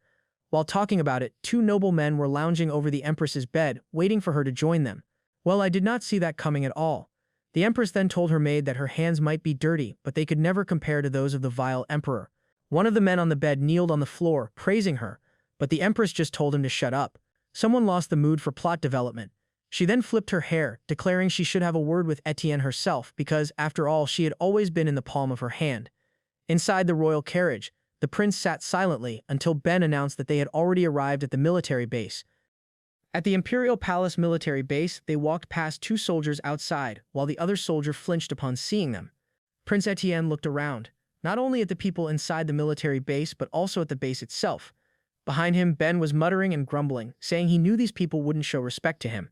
Prince Etienne explained to Ben that this wasn't his palace, and that the military obeyed only one person's command. Ben told him he couldn't tell whether they were loyal to their general or just members of Rishar's fan club. He really has a lot to say. While talking, Etienne suddenly stopped walking to look at three men who were putting Rishar's portrait on the wall. Two of the staff members spoke of how they would have been decorating the palace if Rishar had not rejected the marriage offer. Etienne raised his hand to signal Ben to stay still. The staff continued to talk about how Rishar turned down the Matias family even though it was the emperor's wish. They also talked about the rumor that Rishar already had a lover, which piqued Etienne's interest even more. Their leader then declared that it was none other than Stella, the captain of the Malges. They also speculated that whoever became the Grand Duchess would be lucky, since they could even become the empress. This made Ben fume with anger, as he thought it was deeply offensive for the prince to hear. Suddenly, the staff felt someone staring at them, so they looked quickly to where Ben and the prince were standing. There they saw a furious Ben and a calm prince, and they quickly knelt on the floor before the prince in deference. Ben was thankful they seemed to understand right from wrong, but he believed they must pay the price for running their mouths. This startled the three men as they feared the punishment awaiting them. Ben told them that if the empress had heard their convo, she would have had their heads rolling for treason, but Etienne believed there was no need to do the same. Suddenly, they heard footsteps approaching, and it was Rishar, who came to investigate the commotion, approached them. Rishar was surprised to find Ben with Etienne, but he quickly addressed him properly. The three staff pleaded for Rishar to spare them, confusing him in the process. Rishar asked them what they were talking about, so he asked Etienne what happened, but he just looked away. This made Rishar angrily ask the staff why the prince was avoiding meeting his eyes, which cued Ben to speak for the prince. But before he could continue, Etienne stopped him from doing so. Etienne explained that they had been discussing Rishar's marriage in the middle of an open hallway and suggested he discipline them for the sake of his reputation. Rishar bowed his head, apologized for what had happened, and told him he would punish them immediately under military law, giving the men a deadly glare. However, Etienne told him that a warning would suffice, then told the staff to leave, before he changed his mind. Soon after, Rishar looked at the prince and invited him inside, saying he would serve him tea. But Etienne acted as if he hadn't heard anything and called Ben instead to deliver the package to the Grand Duke. Ben opened the package slightly, and Rishar identified that it was his jacket, so he realized that the prince had come all this way just to return it to him. While pulling out the jacket, Rishar smelled the scent from the prince's bedroom. Back then, they had asked Rishar whether he suspected anyone of being in the same situation. However, at the back of Rishar's mind, there was no way he could ever suspect Etienne. Holding the jacket, Rishar asked him if he had changed his perfume, but Etienne simply turned his back, telling him that they did not really know anything about each other. Rishar was about to say something to him when suddenly, Stella and Elvin arrived. Then, at that moment, Etienne stared directly at Stella. Someone is definitely jealous. Just then, Stella noticed it was the prince, and she gazed at him in awe and delight, realizing he was standing right in front of her. They courteously bowed before the prince, and the two introduced themselves to him. The prince identified Stella as the mage and aide who had greatly assisted the Grand Duke during the monster wave, and she confirmed it. Stella revealed she hadn't had the chance to introduce herself to him, but Elvin admitted she'd been completely wasted that night. She punched Elvin on the head and said it was truly an honor to meet the prince. Rishar asked whether they had finished their training, and Elvin said they were on their way back after letting the soldiers rest. Stella scolded Rishar for leaving first, begging him to oversee her magic training. Etienne felt left out in their group chat when Stella suddenly asked if he had caught up with Rishar. Etienne denied it, explaining they were not close enough to have any catching up to do. Stella turned to Rishar, accusing him of sending letters every week to someone he wasn't even close to, which caused him to facepalm. Stella and Rishar continued talking, leaving Etienne speechless.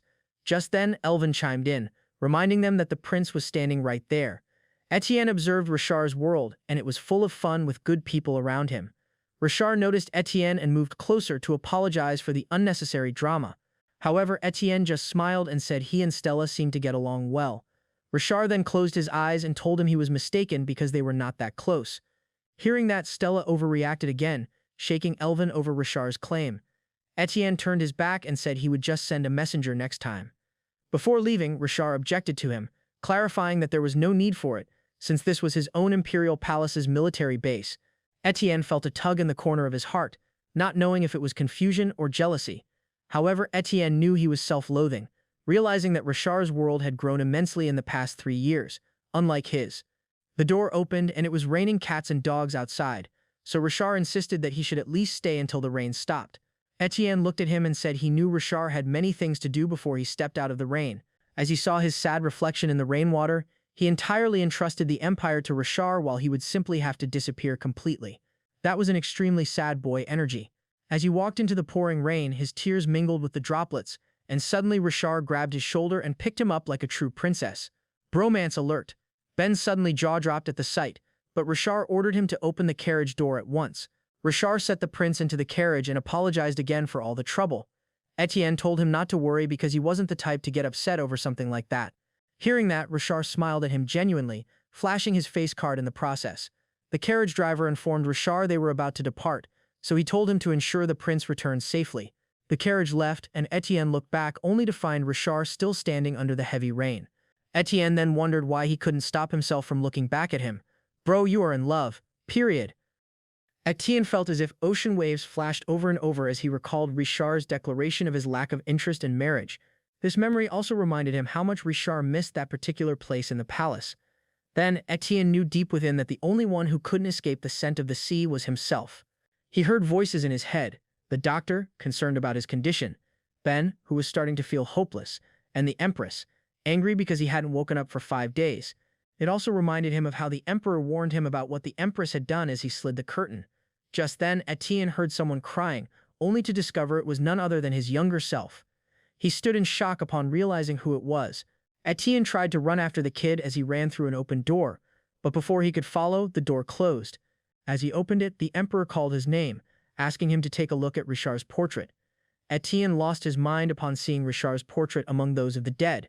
Just then, someone held his shoulder, and it was the empress, telling him that Rishar would be leaving to fight a monster wave. She was pleased that the monsters would soon hand him Rishar's heart. How evil. Then Rishar called him brother, so Etienne quickly turned and saw him standing before him, in his military armor. Rishar raised his hand and touched Etienne's face, but he was shocked that his hand was so cold. Etienne tried to confirm and reassure himself that Rishar was still alive, but upon opening his eyes completely, the first person he saw was the empress, who seemed to be tending to him. She quickly put the white cloth back in the basin, caressed the prince's face, and said he was finally awake. Etienne then asked his mother what had brought her there, and the empress told him she had come as soon as she heard he was unwell. Finally, she let her maternal love take over. Etienne told her that he was all right and was following the doctor's advice to get some rest. The empress confirmed that he knew what had happened already. She noted that all he had to do was listen to the doctor, yet he had ruined everything. Well, I spoke too soon. She reminded him he was to leave for the east that day to meet the nobles, so Etienne apologized to the empress. However, the empress turned her back and told him not to be sorry, because such words cannot turn back time. She also told him to pick a better moment next time to become completely useless. Her voice filled the room once again as she revealed she noticed some members of the aristocratic party were preparing to switch sides. She wanted to take him with her to close a deal with them, since there was now a competitor vying for the crown. Just then, the empress walked toward the prince, asking him if it was true that he had visited the emperor. Etienne nodded, so the empress immediately questioned him about what Emperor Edwin had told him. Etienne clenched his fist nervously, telling her that he simply spoke about him. However, the empress scoffed that the emperor didn't know anything about him. Etienne also revealed that the emperor showed him things he wasn't aware of. The empress was left shocked upon learning that the emperor had told him about the portraits and why Rishar was the only alpha remaining as his competitor for the throne. This made the empress completely speechless. Looks like someone is really involved with the death cases. While Etienne explained that the emperor had told him that Rishar was the only alpha remaining as a competitor for the throne, the empress smirked and told Etienne that he must have felt extremely appreciative of her because he had come to understand the things she had to do for him. The empress then laughed, asking him if things had not become far easier for him because of her. She then hugged Etienne as her fingers ran down his cheek, telling him he kept hurting her feelings, when the least he could do was thank her. Etienne mentioned the emperor again, changing the empress's mood in that instant. He revealed to her that the emperor was worried that there would be more portraits up on that wall. Etienne confessed to his mother that even he was worried about the same thing. Just then, the empress suddenly snatched the prince's wrist, squeezing it hard and demanding to know what else the emperor told him. She told him the emperor wants him to know only half the truth. Then Etienne shouted at her, pointing out that it was not right to speak so lowly of the emperor. The empress only laughed as she leaned back on his bed, saying that shameless people quickly forgot those who saved them. Then they stitched together false memories until they believed they had achieved everything on their own. The empress revealed that the emperor treated him that way because he never respected her and took him as a joke. She was ready to reveal the other truth that lies beside the dead and the living in the portraits. The empress began to reveal how the emperor had become the emperor because of her.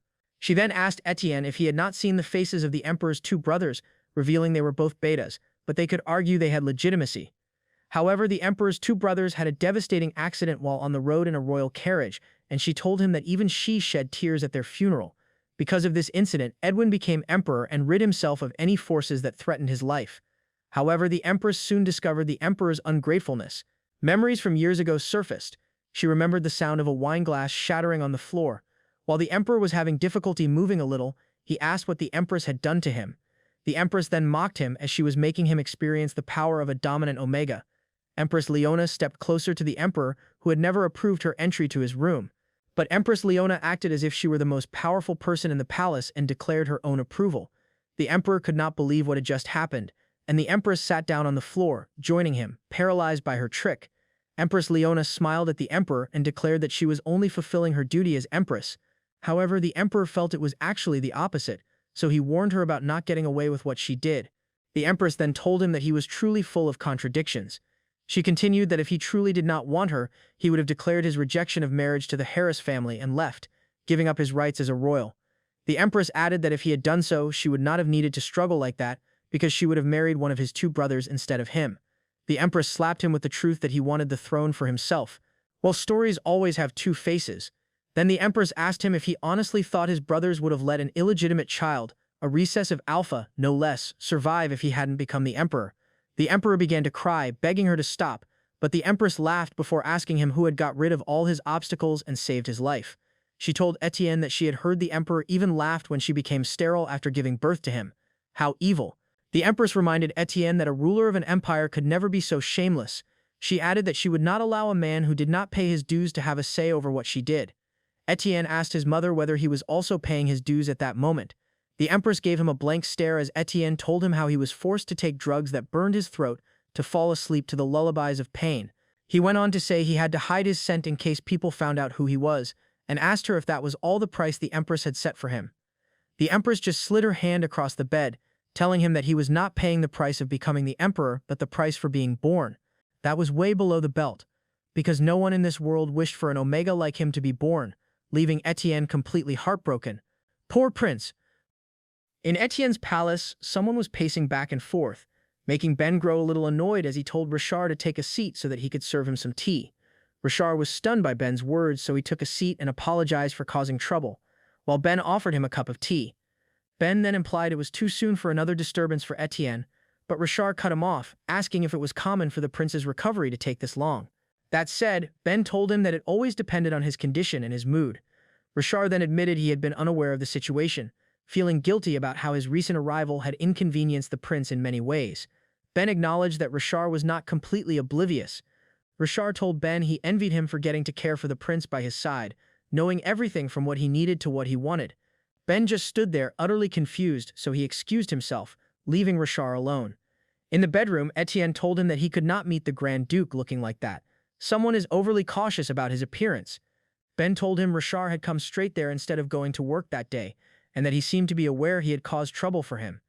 Etienne could not believe that Rishar really said that, so Ben confirmed it to him.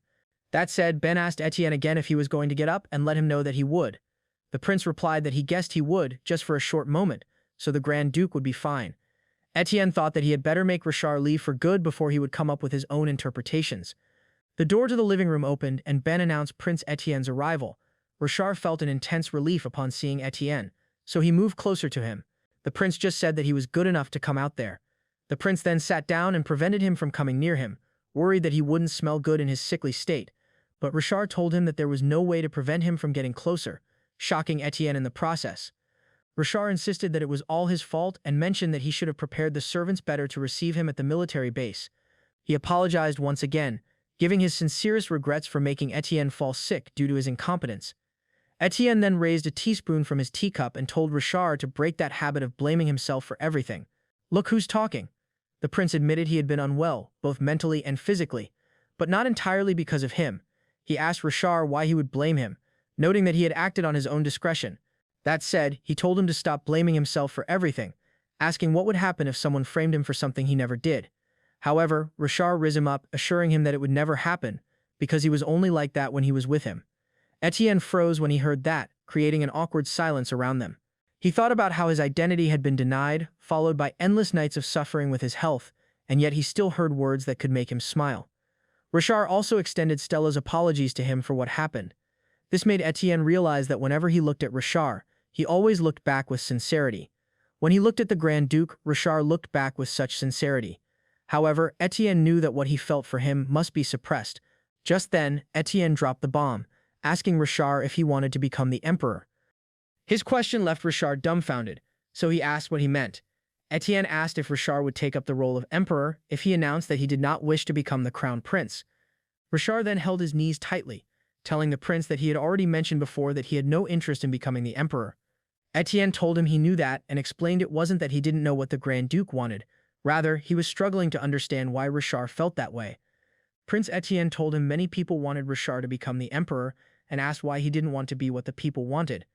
Rishar told him that if he was referring to the nobles, he need not be bothered by their opinions, for all they wanted was to use him to fulfill their own desires. Etienne looked down and revealed it was the same on his end as well, so he realized that was the right time to sever that pattern. Rishar suddenly cut him off, asking if the emperor had said something useless to him by any chance. Etienne told him that it was not like that at all, and he looked directly at him. Rishar explained that it was never his intention to fight for the crown prince position at all. However, Etienne explained that many people supported him because he was worthy enough, but the Rishar immediately told him that he was not as worthy as he.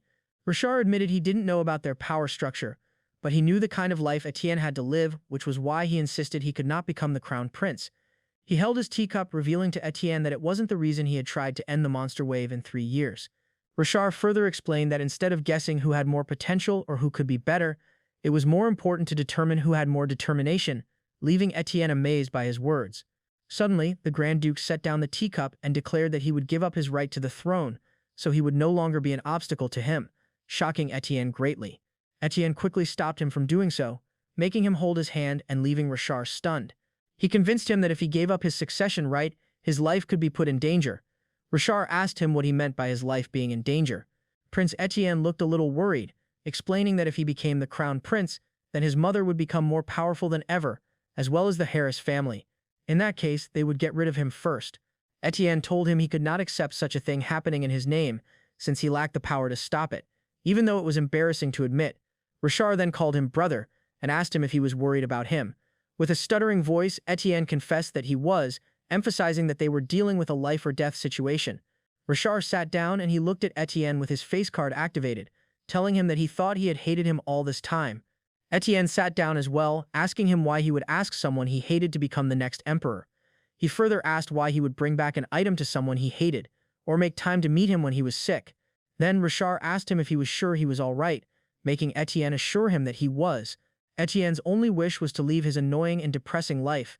Before he could take a sip of tea, Rishar clarified his question, asking if he was all right when he was with the empress. Rishar told him that from his knowledge, the empress was the only one who had been attending to his illness, and it seemed that the prince had been following her direction up to the present. Rishar could not understand why Etienne always had a shadow over his face whenever he was with his mother, or why he was so tense whenever the empress called him. Detective Rishar is on duty. He added that if the empress and the Harris family had enough influence to threaten his life, then how would he know Etienne's was safe as well? Rishar kept asking Etienne again if he was sure he was safe with the empress. Prince Etienne then asked himself if he was all right, clenched his fist and smiled at Rishar, assuring him he was. He told Rishar that his mother was always doing her best to protect him. Though to Rishar this sounded a little suspicious. Etienne admitted that there were definitely areas he could not touch, such as the relationship of the Harris family with other nobles. However, Etienne told him that if he were hurt protecting him, he would never be able to forgive himself, and his words touched Rishar.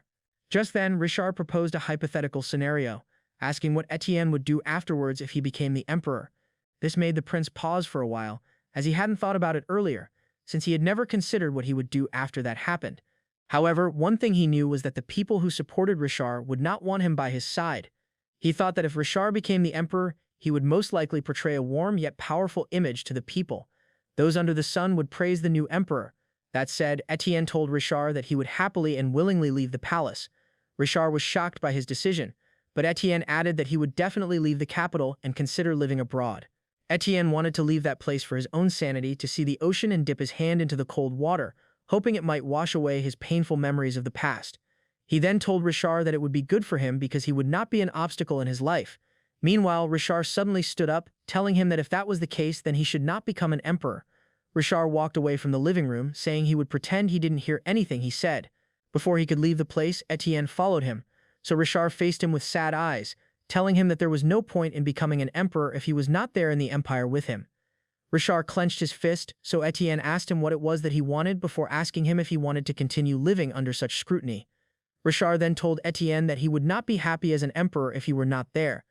Inside Etienne's mind, he asked himself if being happy was a necessary reason for becoming an emperor, because he believed that Rishar was born to become the emperor. Nonetheless, Etienne asked Rishar whether it truly mattered to him that he was by his side. Bro is asking what was already obvious. Rishar simply looked at him in the eyes, confirming it was important. Etienne stepped forward, staggering as the image of his strict mother flashed through his mind. He touched Rishar's chest, asking him to stop. Etienne pleaded with him to stop as he looked up at his face, making Rishar hold his hand as he felt confused as to what he wanted to stop. Rishar put Etienne's hand on his chest, allowing him to feel every beat of his heart. Rishar wanted him to listen to how his heart beat for him. Just then, an alpha's pheromone overwhelmed him once again and he slowly lost consciousness. Is this another love chemical reaction? The pheromones of a dominant alpha could seduce, excite, or force people into submission through suffocating stimulation. With such an abrasive presence, only a dominant alpha possessed the ability to make omegas, betas, and even other alphas naturally submit to them. However, when a weak, unprepared body met such a powerful force directly, the result was losing consciousness, exactly what had happened to Prince Etienne 3 days prior. 3 days later, at the Etienne's palace, the maids were shocked when a flower vase was thrown at Etienne, shattering against his hand and causing blood to pour from the wound. Dr. Celadine pleaded with the empress to calm down, reminding her that it had been only 3 days since Prince Etienne woke up from pheromone shock. However, like the shattered vase on the floor, Dr. Celadine was silenced by the empress. She asked him how he dared to involve himself in the matters of the palace. Etienne told the doctor he was fine and could leave before he sat down beside the empress as she interrogated him about the pheromone shock. She bombarded him with questions, demanding to know whether Rishar had learned he was an omega. Etienne looked worried and denied it, but the empress gave him a glare, asking if he was sure about that. Etienne recalled what happened that day, and all he remembered was Rishar's desperate cry for him. Suddenly, a splash of tea was poured directly onto his head by the Empress Leona, who told him that he should pull himself together as she was asking him a question. Such pure evil. The Empress then asked the prince if he still wanted to become the emperor. She added that no one could find out the truth until he was named crown prince, criticizing him as a useless, pathetic, waste-of-space loner. She tossed a white handkerchief directly onto his face and asked him how he could do something so stupid. While Etienne wiped the tea that dripped down his face, the Empress put down the cup and demanded to know why he and Rishar visited each other. Etienne put down the handkerchief and explained that Rishar had shared his plan to inform the Emperor of his lack of interest in succeeding to the throne, so he went to find out Rishar's true intention. This made the Empress happy, though she still warned Etienne not to fall for silly games, as neither Rishar nor the Emperor would be easy to control. She further explained that, whatever the case, what mattered was that Rishar had started the mess because he couldn't control his own pheromones. Thus, she declared they had a good reason to lock him in a cage, which terrified Etienne. The Empress opened a drawer and said she bet the other nobles had heard about the incident by now. She brought out paper and a pen, planning to write down exactly how Rishar dared to release his pheromones as a blatant attempt to harm the prince.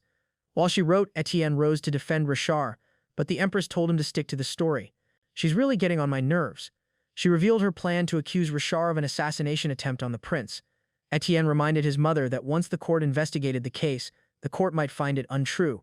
But the Empress countered that people were not always after the truth, but a way to gain more power and an excuse to justify their actions. She noted that the accusation would allow them to confine Rishar, giving them time to visit the East with peace of mind. Etienne then showed worry about the East. Meanwhile, the Empress spoke of the drought and the need to discuss the water pipe system with the nobles in the area, as securing water had become too complicated.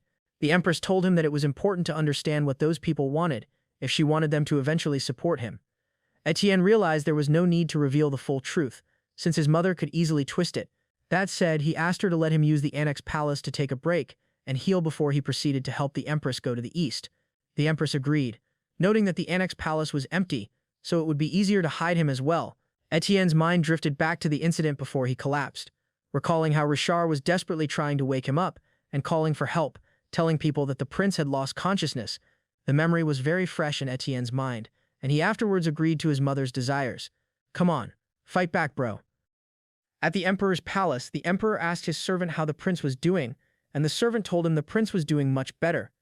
Meanwhile, the emperor turned his concern to Rishar's, and the servant told him that he was behaving as usual. However, the emperor was still stressed out after Rishar had admitted to all the accusations against him. Turns out that during the interrogation, he was informed that the accusations were not something to be taken lightly. Yet Rishar still confirmed that Etienne had collapsed because of his pheromones. Thinking about this, the emperor stressed out with Rishar, complicating the situation by admitting guilt so easily. That said, the emperor asked his servant to leave him alone. The emperor knew that it was natural for a dominant alpha to release a little bit of pheromones, so it was the prince who was too weak to endure it. Yet Rishar was trying to take the blame himself. While the emperor thought deeply about it, he saw Etienne with Ben behind him. Etienne showed courtesy to the emperor, who asked him if it was fine for him to walk around, as he had heard that he had collapsed. Etienne looked down and apologized for concerning him. The emperor asked him if he was from the empress's palace, which he confirmed. Just then, Etienne asked Ben to give him and the emperor a moment alone, and the emperor noticed the wound on his hand. The empress listened to Etienne, who brought up the news that the nobles had become aware of what had happened at his palace.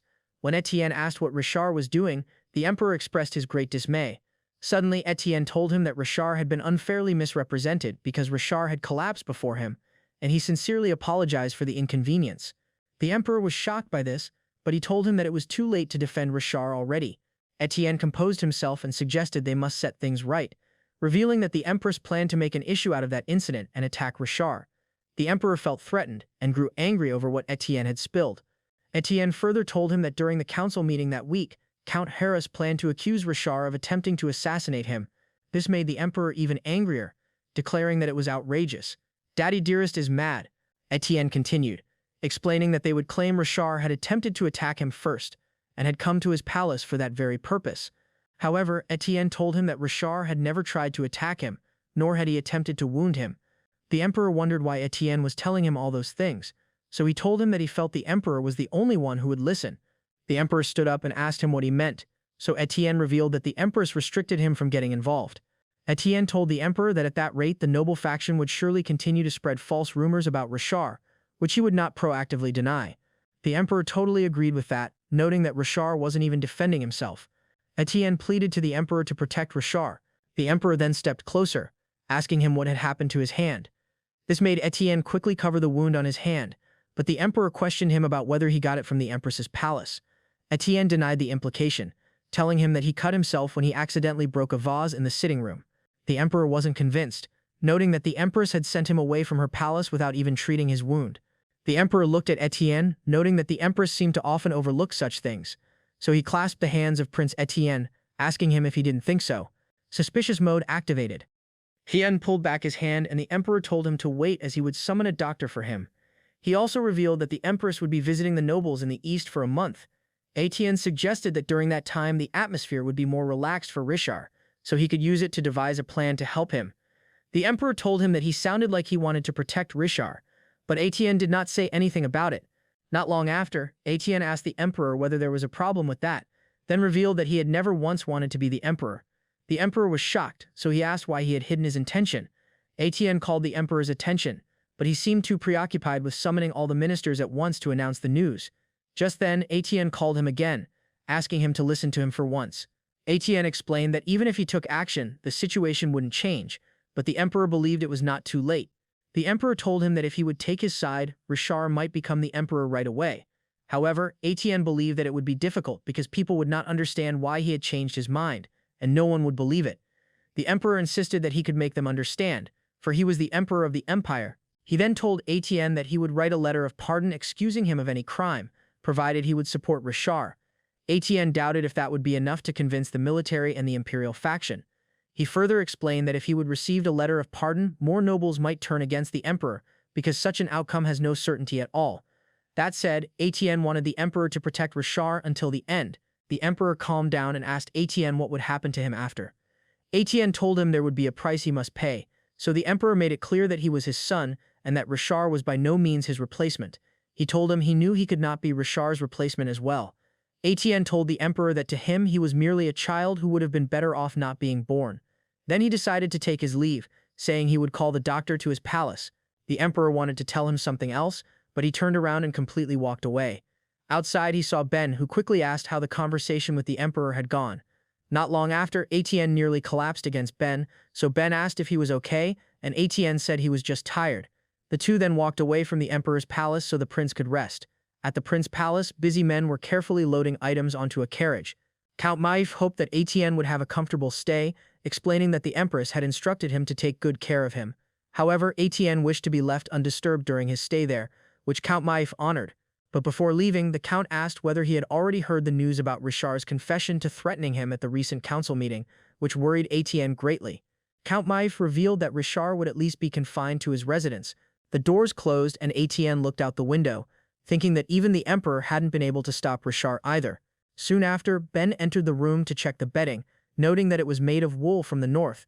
He brought some food to the table and asked if Etienne was feeling ill, noting he didn't look well, and suggested he lie down. However, Etienne told him it was not time for him to rest because there was something he must do. At the place where Rishar was confined, he was busy doing royal paperwork when suddenly Elvin opened the door and gave him more paperwork he had to get through that day. Elvin looked at him and asked Rishar if he was satisfied now that he had been confined there. Rishar confirmed it, telling him that it was nice not having annoying nobles around. Elvin told him that he was the only one who would bear the blame for something he didn't deserve and accept confinement without protest. Bro was spitting facts. He could still remember the investigators asking him whether he truly acknowledged his guilt in the matter. He confirmed it before the emperor and the empress, telling everyone he must take responsibility. The panel of judges found it hard to understand, noting that Etienne had always been in frail health and that Rishar didn't need to take responsibility for the prince's inherent weakness. Hearing that, Rishar just gave them a cold glare and the emperor eventually imposed a 1-month confinement sentence on him. Just then, Elvin told him the news that Etienne was recovering in the Annex Palace before leaving him alone in his room. The Grand Duke held his head, recalling how Etienne fell and lost consciousness because the scene was still actively flashing in his mind. Suddenly, Albert knocked on the door, telling Rishar that there was a visitor for him. However, Rishar told him to tell them to leave, as he couldn't receive guests during confinement. Albert agreed, but he still informed Rishar that it was an attendant from Etienne's palace. Albert confirmed the identity badge and told Rishar that the concern seemed quite urgent. Rishar immediately went out to check on himself, fearing it was an emergency involving Etienne. There, they saw someone in a cloak, so Albert asked the attendant to show some manners. Meanwhile, the attendant, covered in a cloak, simply stood there like he heard nothing. Albert insisted on paying his respects to the Grand Duke, but Rishar seemed to know him. When the attendant looked at Rishar, his face seemed shockingly familiar. We all know who it was. Meanwhile, at the Annex Palace, the servants delivered Etienne's food, but Ben was the one who opened the door and took it inside. He also told the servant that he wanted to make sure no one came near the room, as Etienne found the surrounding noise disturbing. Ben breathed heavily in relief as the servants in the Annex Palace worked for Count Maif. Then he looked at the empty bed, thinking about Etienne's plan. Earlier that day, Etienne told Ben that there was something he must do so he could go to Rishar's confinement place himself. Ben argued about it, but Etienne told him to prepare a disguise so he could sneak out as soon as possible. As the supportive companion of Etienne, Ben looked for clothes that would fit Etienne's disguise. Ben asked him why he was doing all that, so Etienne revealed that he didn't want to see Rishar suffer under false accusations. Back at the confinement place, their eyes met once again, and Rishar told Albert to leave them, saying he would handle it from there. When Albert left the two alone, Rishar was still looking at Etienne's disguise. Etienne was so shocked that he had recognized him so fast, so Rishar walked near Etienne and confirmed that it was him after all. Rishar told him that brown hair suited him well, so Etienne noted that he had put so much effort into that disguise. Yet Rishar recognized him easily. Rishar told him there was no way he could not recognize Etienne's dazzling eyes. The Rizlord is back. Rishar stretched his hands out to reach for the prince's hair. Suddenly, Etienne immediately put his hood back, thinking that Rishar intended to remove it. Rishar asked Etienne why he insisted on wearing it, even though he had already been recognized. Etienne reasoned that Rishar was the only one who had learned so far, and he was anxious that his servants might recognize him, making Rishar sad. Rishar spun around, told the prince to wait a second, went back into the room to speak with someone, and returned to the prince shortly after.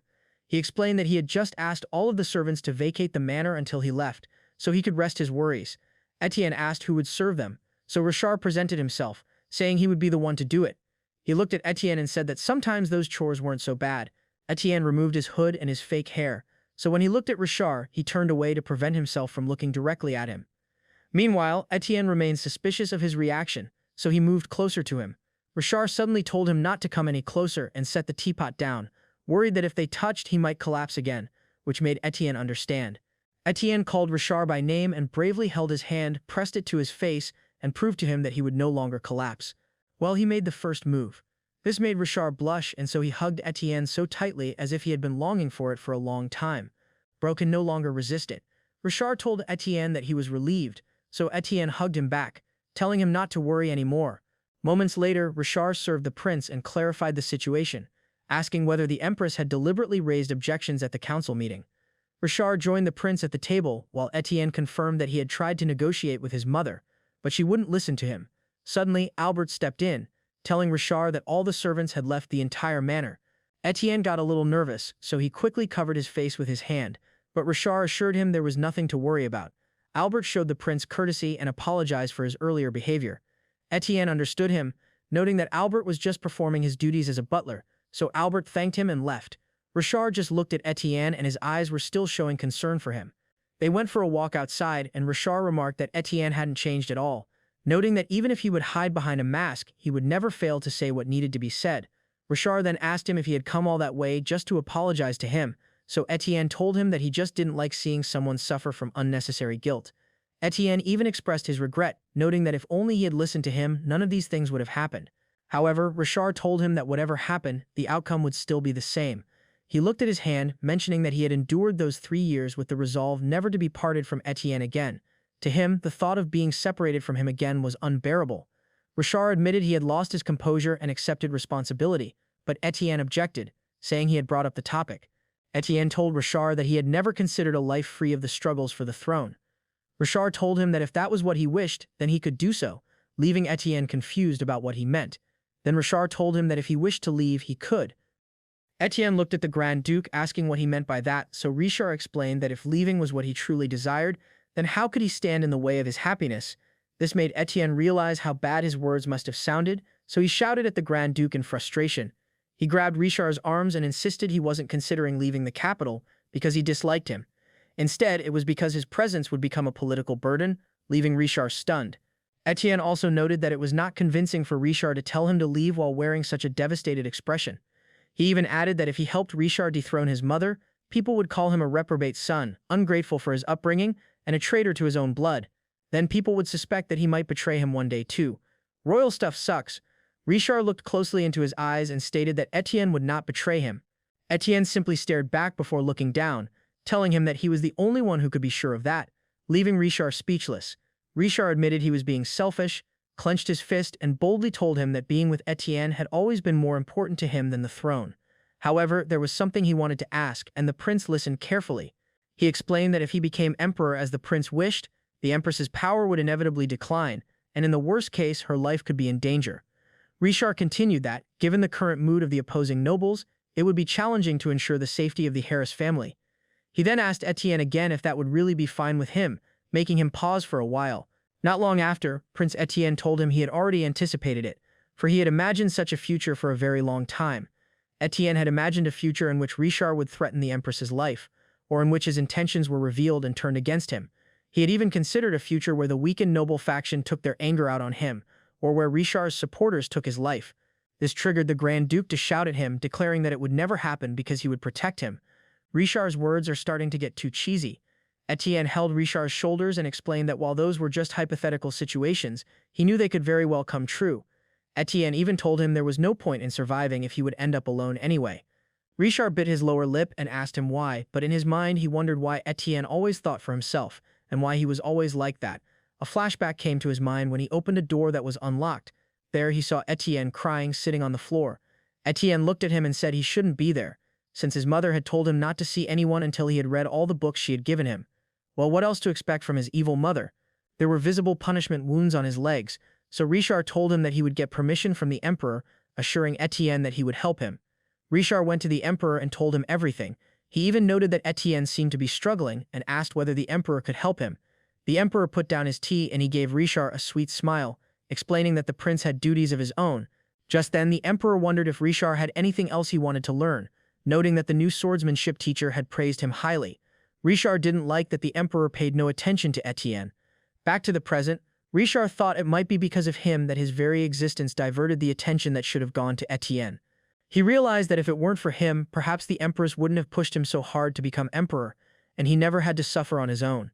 Hearing that, Etienne immediately disagreed, telling him that he wasn't completely alone because he was there for him. After seeking help, Rishar returned to Etienne, who asked what the emperor said. Rishar suddenly sobbed, saying he was deeply sorry he couldn't bring the emperor with him. Etienne went to comfort him, asking why he was apologizing, and assured him that he was okay. Etienne bumped his head gently against Rishar, telling him not to cry. Rishar calmed himself and knelt before Etienne, which made him utterly confused. He then vowed that from that day on he would stay by his side and promised him that he would never leave his side. Back at present, Rishar told him that since then he had only ever wanted Etienne, never to suffer being alone again, and he was prepared to do anything for that. Etienne looked up at him and asked if that meant he had made up his mind. Rishar was about to answer him when Etienne suddenly felt an electric shock in his chest again. Rishar noticed it immediately, and he caught him just in time before he collapsed to the ground again. Etienne wondered what was happening as he suddenly felt hot and began to breathe heavily. The worry was visible in Rishar's eyes as he told him to wait for him there while he got a doctor. But once Etienne heard the word doctor, he realized that he couldn't let anyone examine his body except for Dr. Celadine. That said, Etienne forced himself up, assuring Rishar that he was fine and insisting that he just needed some rest. Bro's stamina is as fragile as the glass.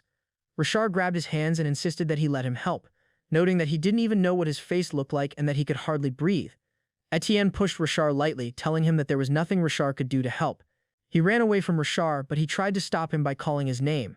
Rishar then realized that Etienne's scent was the same as evening primroses. Meanwhile, Etienne ran away as fast as he could while he felt a dull heat rising in his body, and he felt an unending thirst. I'm not sure if water could fix that. He stopped for a while, feeling as if he were being soaked from the inside. Just then, he realized that he was having a heat cycle. Bro was in heat. While looking at the ground, he remembered the last time he had that feeling. He once again heard Rishar's voice. Feeling pissed that Rishar never knew how to give up, Etienne ran away again, knowing he needed to leave quickly, wishing he could just get out of that state. As Rishar came closer, calling his name, Etienne couldn't deny that he could smell Rishar's pheromones all the way from where he was. That said, he went behind a bush to hide from him, and he sat down under a tree while Rishar looked for him. While hiding, he once again heard the empress's voice, telling him to hide himself. Soon enough, Rishar found where he was and saw Etienne crying. Etienne told him to go away, which Rishar obviously wouldn't do, so things grew even harder for him. Rishar told him that he looked terrible and insisted on taking him back to his manor, offering his hand to him. Etienne once again remembered that Rishar had always been like that, even when he wanted to hide himself. Rishar never gave up on him. Etienne was ready to hold Rishar's hand as he called him by his name, and once again Rishar hugged Prince Etienne. Bro, get a room. Suddenly, Rishar smelled the prince's neck, which made Prince Etienne tremble a little. This led the Rishar to conclude that Etienne was an Omega, leaving Etienne wondering whether he would remain by his side after discovering his greatest secret. Indeed, time is the ultimate truth-teller.